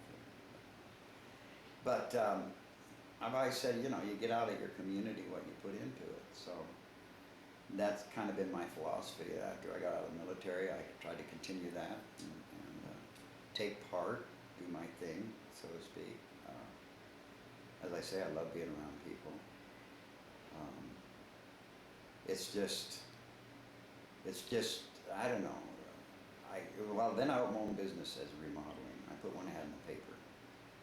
I stayed busy all the time with that, which was good. And then I worked on a government project for a company after I first got out. I was ramrodding what they called the Siri project, and it was a big, you know where the police academy is in Golden. They had this great big, what do you call it, thing you put on a roof, solar system set up there.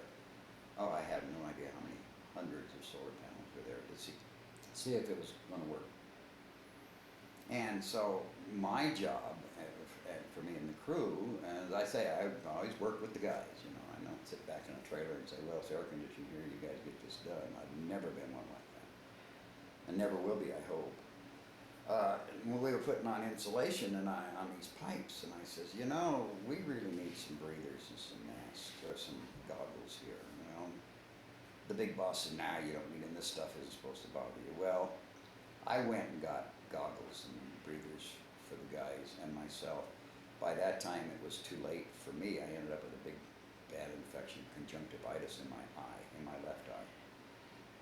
And then I had a terrible time breathing and found out that I had actually had fiberglass embedded in my lungs, which I still do. Of course, then I was smoking, which was really kind of stupid. But, you know, I was up 4-pack cigarettes a day in Vietnam, and somebody says, "How did you smoke so many? Weren't you afraid it was going to kill you?" I said, "What, you know, die of lung cancer or die of a bullet? You know, one might be quicker than the other." But and I never thought about that. You know, I bought cigarettes all my life, and then I quit smoking, went to Vietnam. They were free. I wasn't about to miss out on free. I just don't do well missing on free. So anyway, one thing led to five, and I opened my own business, and we did well. And then I just got so sick, and I also had Rocky Mountain Oral X-ray, and I was driving from Arvada to Colorado Boulevard and I-70, or I-25 every day to the office there. And I took dental photos for dentists and that there, and I took some chest X-rays for the doctors and that. And the one thing about being a corpsman in the Navy and then being an 8404, you learn how to do lab work, X-rays, temporary dental stuff. You know, you lose a filling out of your tooth, I can take care of it. You may not want, yeah, I mean, you may want to go see a dentist, you know, when you get back, but it'll at least stop hurting for a little while if I have the stuff. So I've learned to do all these things, and I've tried to apply them, you know, best I could. So when I went to work, of course, when I get through with a day's work, remodeling, and I got a good contract with the company. And, I mean, it was just a steady paycheck. They never had, you know, they just, "How many hours do I need to pay you for, Charlie?" And I told them, "Okay." They'd write out a check, you know, and never questioned. But they also knew I didn't go out and have coffee or anything. When I said I worked 8 hours, I worked 8 hours. Yeah. You know? And most of the time I didn't take a break for a sandwich. Right. But I just got to the point that I couldn't handle the traffic in Denver anymore. And by this time it was about when PTSD was getting really bad for me, and I was reliving a lot of things I didn't want to relive. And you know, literally picking on my poor wife and kids. I wouldn't let them have a toy gun or anything because it's, you know, I didn't say, "Let me teach you the right way to use a gun." I said, "You can't have one." No, you can't tell a kid that, because then they pick up a stick. Why can't I have a gun? Bang, you know. So, and I guess my son always tells me, my youngest smart aleck, the one with the master's, I said, "Yeah, Dad," he says, "you know," he says, "you're a part of medical history." I said, "What do you mean?" He said, "Well, you're the only living heart donor I know." I said, "You mean I'm heartless?" And he says, "Well, yeah, well, we're grown up." But he says, "We didn't turn out too bad," and they didn't. They're all successful, and that's good. They have their mom's work ethic, it's not mine. I mean, I used to have good work ethics, but not anymore. Well, I still have good work ethics. I just don't have to get up and go, to get up and win, you know. But then we moved. I had 3 or 4 rentals down there, and we sold all but 2 of them. And then at that time the market dropped out, and we rented our family home that we had built. And we moved up down here to First in the Mock Run. We had 2 acres and completely remodeled the house there. And then we opened a daycare because I didn't have any rapport or anything with anybody up here to do my continued work. I did have a real estate company that two of the realtors called, say, Charlie, there's a house over on Skyline or whatever the street happened to be. Go over and see what it needs and take care of it. Send me a bill. And I did that, you know.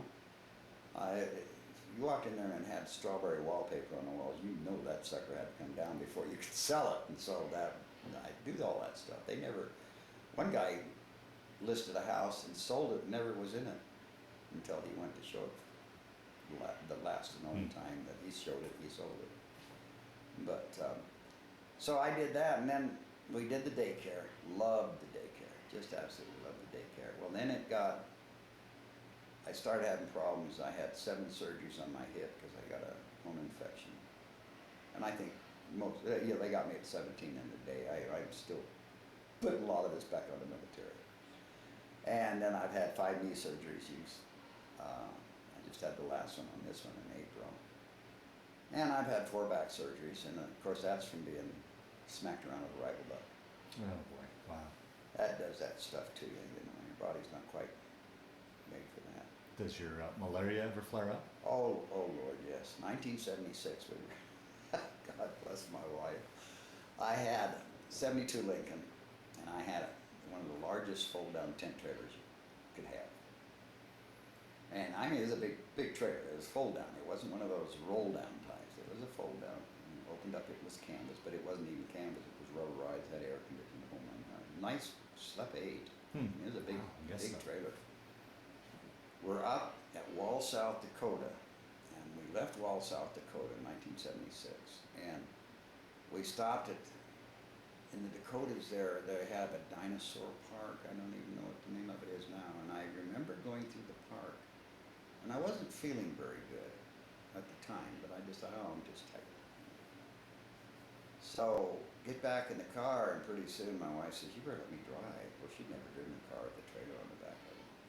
And I says, yeah, I think I better. And it's like, we were being warned to get through the Indian reservation, because they didn't know there was going to be an uprising or anything, you know, which there wasn't. But, you know, you don't want to test fate too much if they say they might know more than you do. So, here I am, I'm over in the seat, and I'm starting to hallucinate. She got me to Chadron, Nebraska, to the hospital there. And I'm seeing flying dinosaurs and screaming and carrying on, and my wife's driving that big Lincoln at 460, pulling that little tent trailer down the road at 75 and 80 miles an hour. Never pulled a trailer in her life. Thank God it was little. And go in there, she goes into the hospital, and the doctor that happened to be on duty had just come back from Vietnam. He took one look at me and says, he's having a malaria attack. So he knew how to take care of me. Well, in the meantime, while she's in there, I got out of the car and started walking. They had found me a half a block from the hospital because I was so out of it. They say my temperature was 106. So I ended up in a big tub of ice water.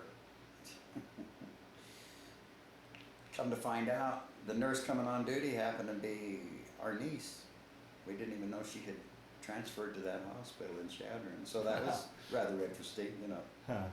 She walked in, and of course, I was out of it at this point. The doctor knocked me out. He wanted me to stay in bed.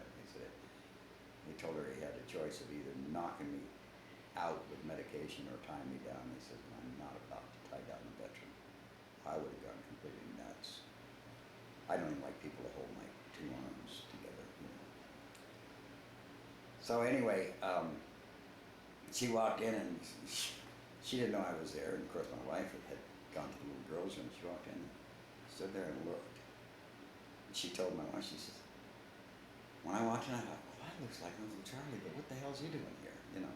Well, then come find out it was me, you know. So I was able to make it from Chadron, Nebraska to Sidney, Nebraska, and then I had to stay 4 days at the farm with my in-laws because I was too weak to come back here.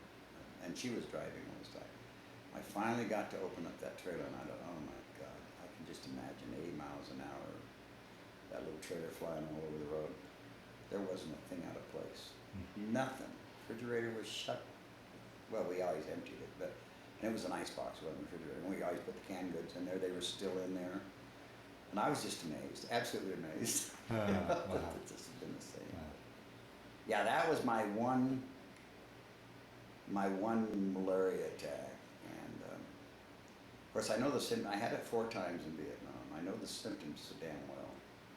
Just like this other crap I was telling you about, where I just decided to take a nap for 8, 12 hours. And my poor wife sits beside my bed. Last time I had one, they had the room so cold she ended up with pneumonia, or damn near had pneumonia. She had bronchitis so bad. And after I wake up, I'm fine for till whenever. Just dumb. The nature of the beast, I guess is how you want to say it.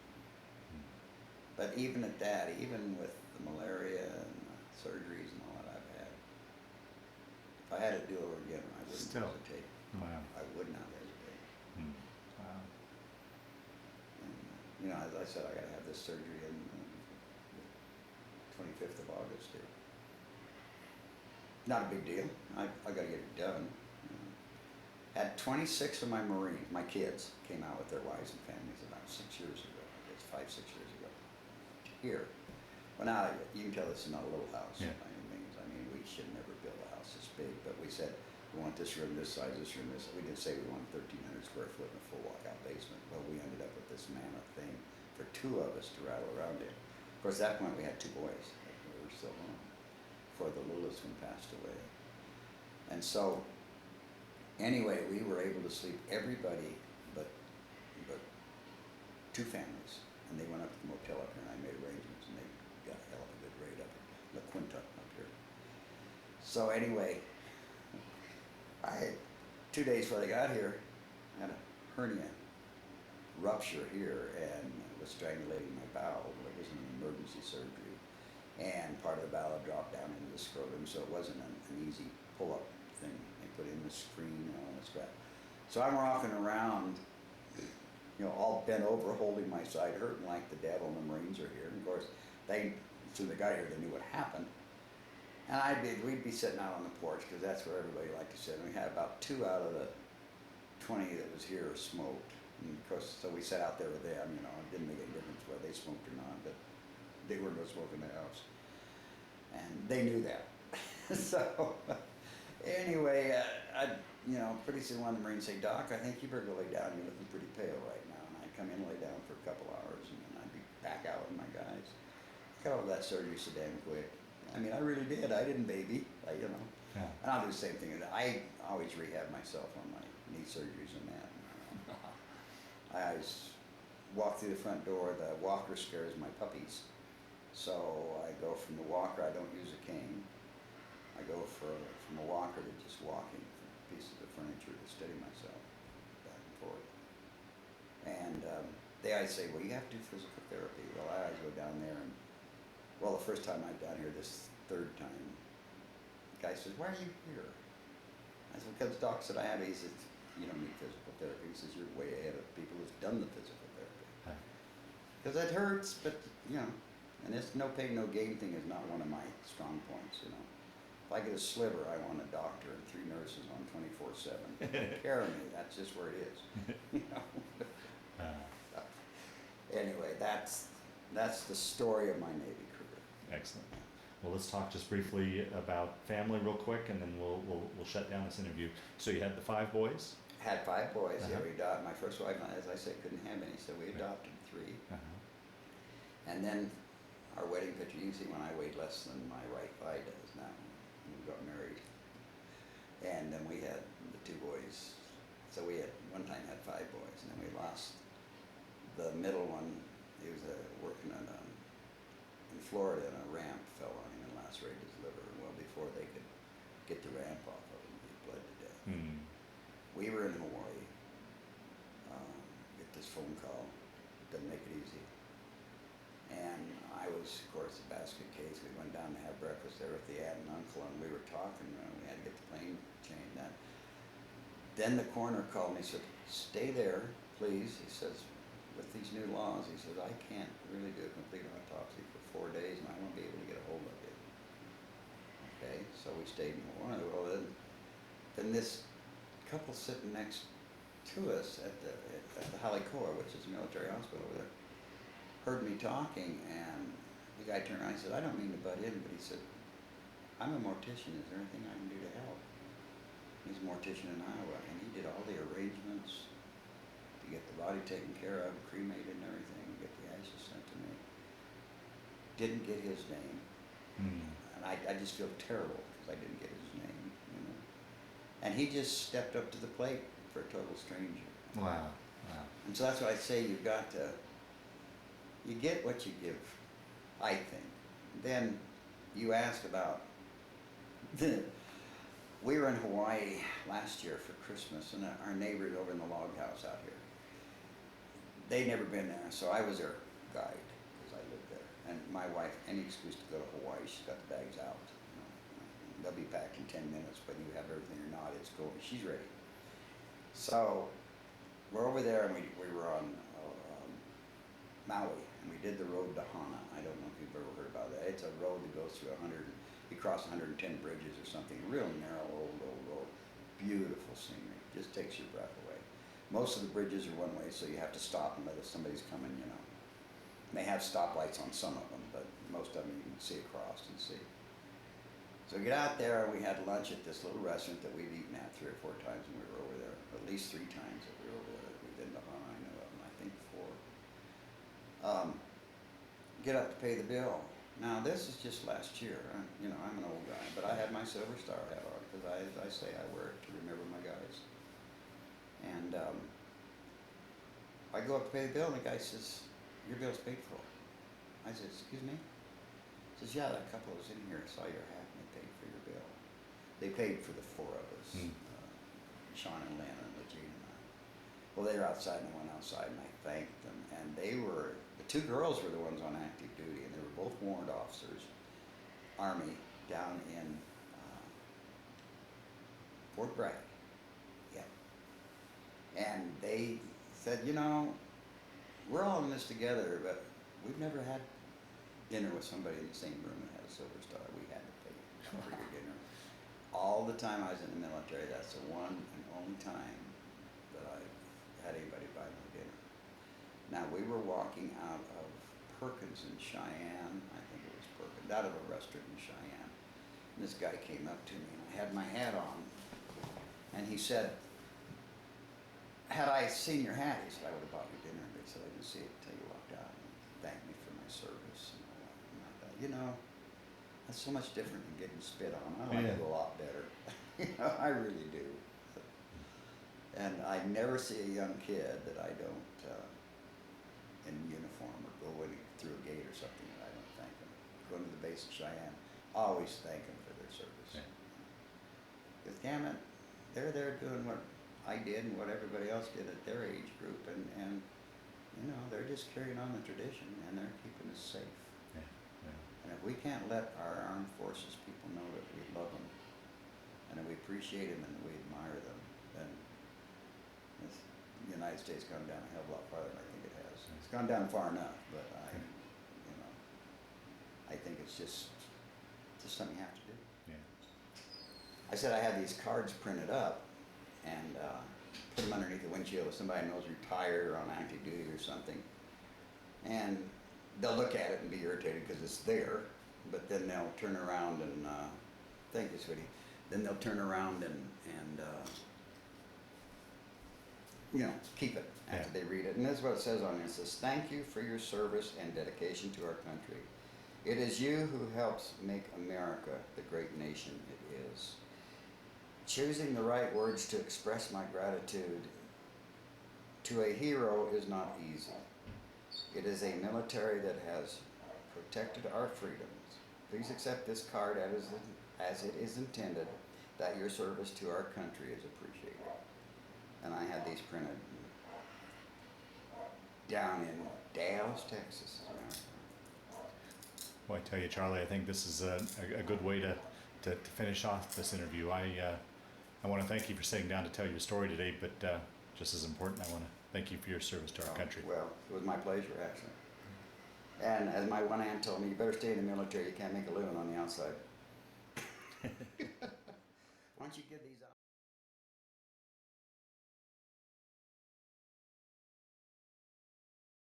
This up for me. So Charlie, tell us a little bit about this beautiful framed picture you got here and the various things you've got on here.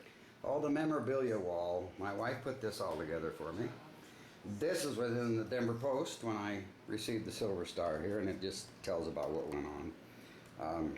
You know, what said on the citation, not what really went on. Uh-huh. This is one of my young Marines that said I was looking kind of peaked after my third trip with malaria, so he put this tag on that you put on dead bodies and said, we're going to send you back so you can get some blood.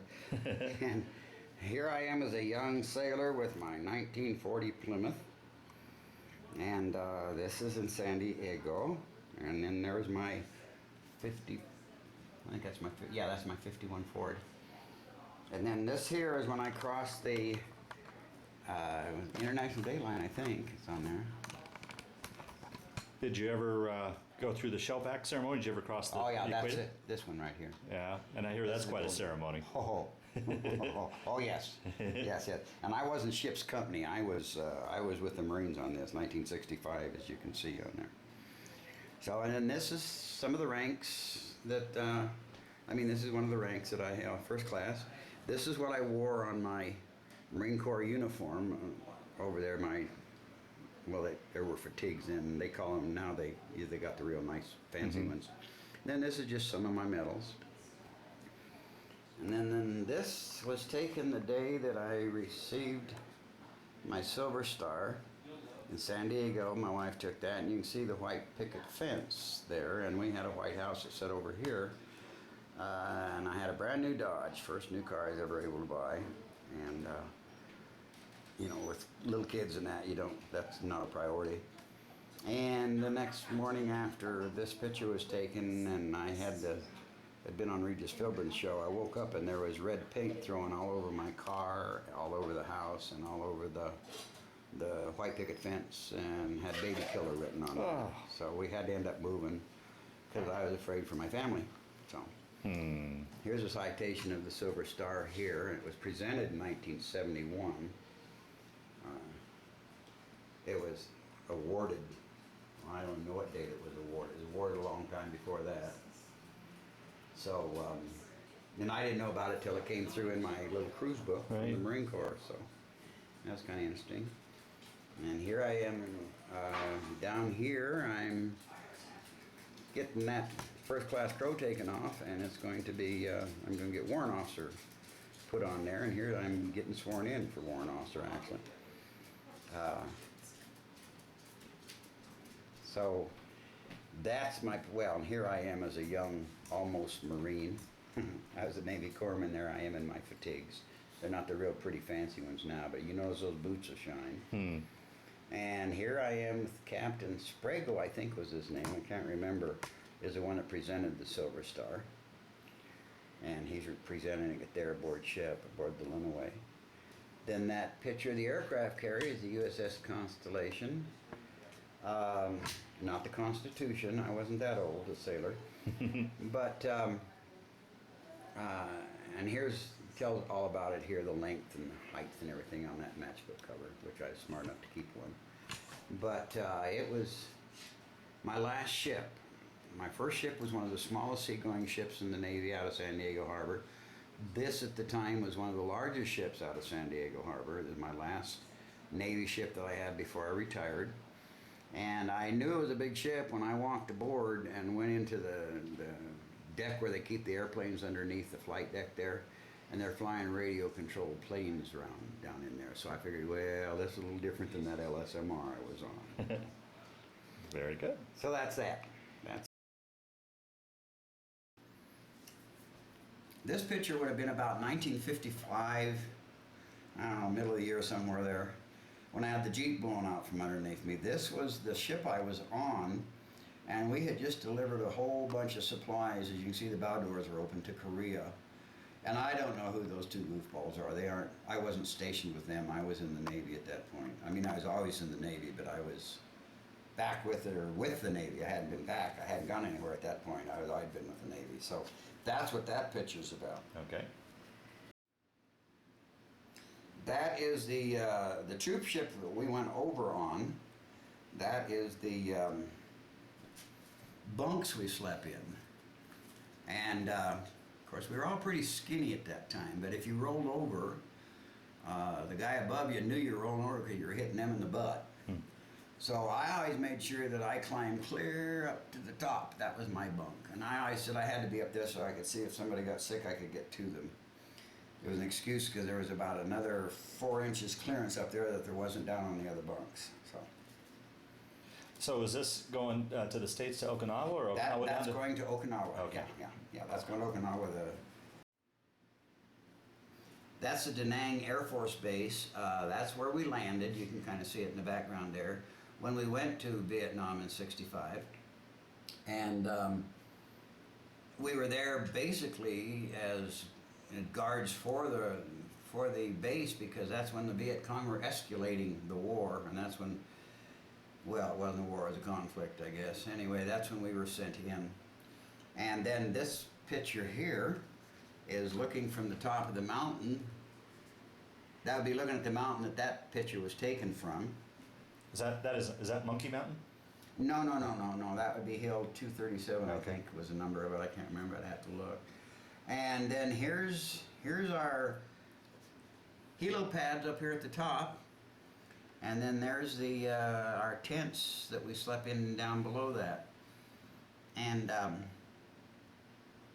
one night we had Viet Cong sneak up and went into this tent here and cut the throat of every other man.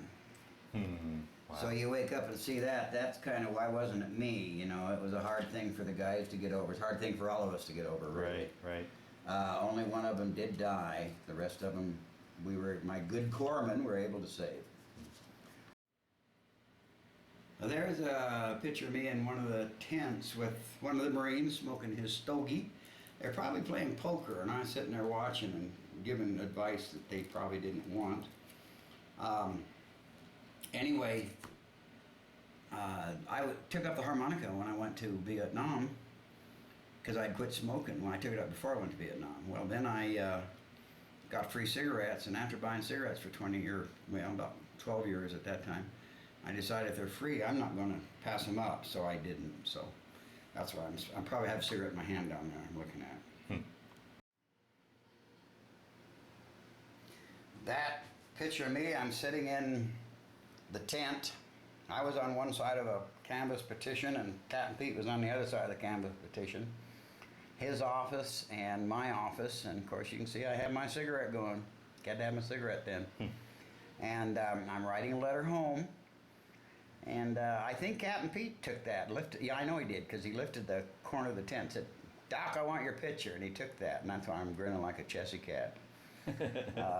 My finely pressed uniform. So, anyway, that's me.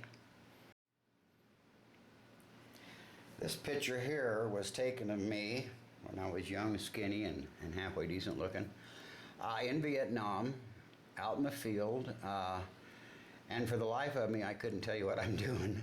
But one of the Marines took it of me, gave it to me about 5 years ago, and said, "Doc, I've had this for you ever since we were in Vietnam, and I want to make sure that you got it." And he lives in Denver, so that's how I got it, and that's where it's from. Charlie, here's your citation for your Silver Star. If you don't mind, I'm going to read it out loud simply because it won't pick up on the tape. For conspicuous gallantry and intrepidity in action while serving with Company C, 1st Battalion, 3rd Marines, 3rd Marine Division, near the village of La Chao, Republic of Vietnam, on 5 June 1965. While giving medical aid to several sick villagers, Hospital Corpsman Campion was attacked by other villagers at the same time that his platoon was attacked by the Viet Cong. Finding his way free, he ran to the platoon position and immediately began medical treatment of 2 wounded Marines. In order to protect the wounded men, Hospital Corpsman Campion seized the automatic rifle from one of the men and turned it against the enemy, killing one Viet Cong and driving the others to flight. After these men were evacuated, he fiercely exposed himself to heavy enemy fire so that he could render aid to a critically wounded Marine and assist in his evacuation. By his daring actions and loyal devotion to duty in the face of personal risk, Hospital Corpsman Campion upheld the highest traditions of the United States Naval Service. For the President, A.R. Cryer, Major General, U.S. Marine Corps, Acting Commanding General. Wow. Anyway, Corporal Clark and myself wrote this one night when we Okay. were sitting up on the top of a mountain in Vietnam. And you can't record it, or see it. So anyway, it goes out.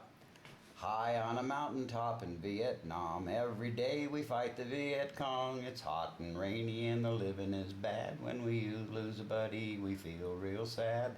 Charlie, Charlie Company, meanest in Battalion 1-3.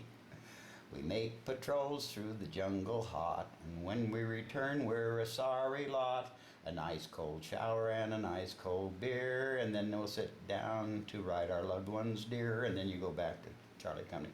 Anyway, that's what we wrote. I got to read the one about our Captain Pete, though. As I say, he saved so many of our lives. Our CO is hard to beat. He's #1 and his name is Captain Pete. He's hard and rugged and that ain't all. He's kind of slim and over 6 feet tall. I mean, we had nothing better to do. Yeah. I'm proud of this because in order to get gold, you have to have a perfect record. All 4.0 quarterly marks and everything.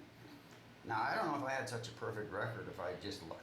But anyway, I was very proud of my gold stripes and that. Yeah. And I had this all made in Yokosuka, Japan. Ah. And so it's just one of those there things you do and you have, and you're kind of glad you had it. This was our utilities we wore. That little metal thing that you took a picture of was on my collar up here, and it's heavier than it looks. And so I'd be running for something, and that thing's banging on my. I had a constant bruise for 3 years on my collarbone from that thing when I'd run. So, which is okay. That's all right. This was my last rank I wore in the Marine Corps. First class corpsman. In my Marine Corps uniform, as I say, which I was very, very proud to wear. As I said, I was never bad enough to be a Marine, but I was sure proud to serve with him. Wow. And that's the one, also the picture there. And then this is, I'm in the Civil Air Patrol.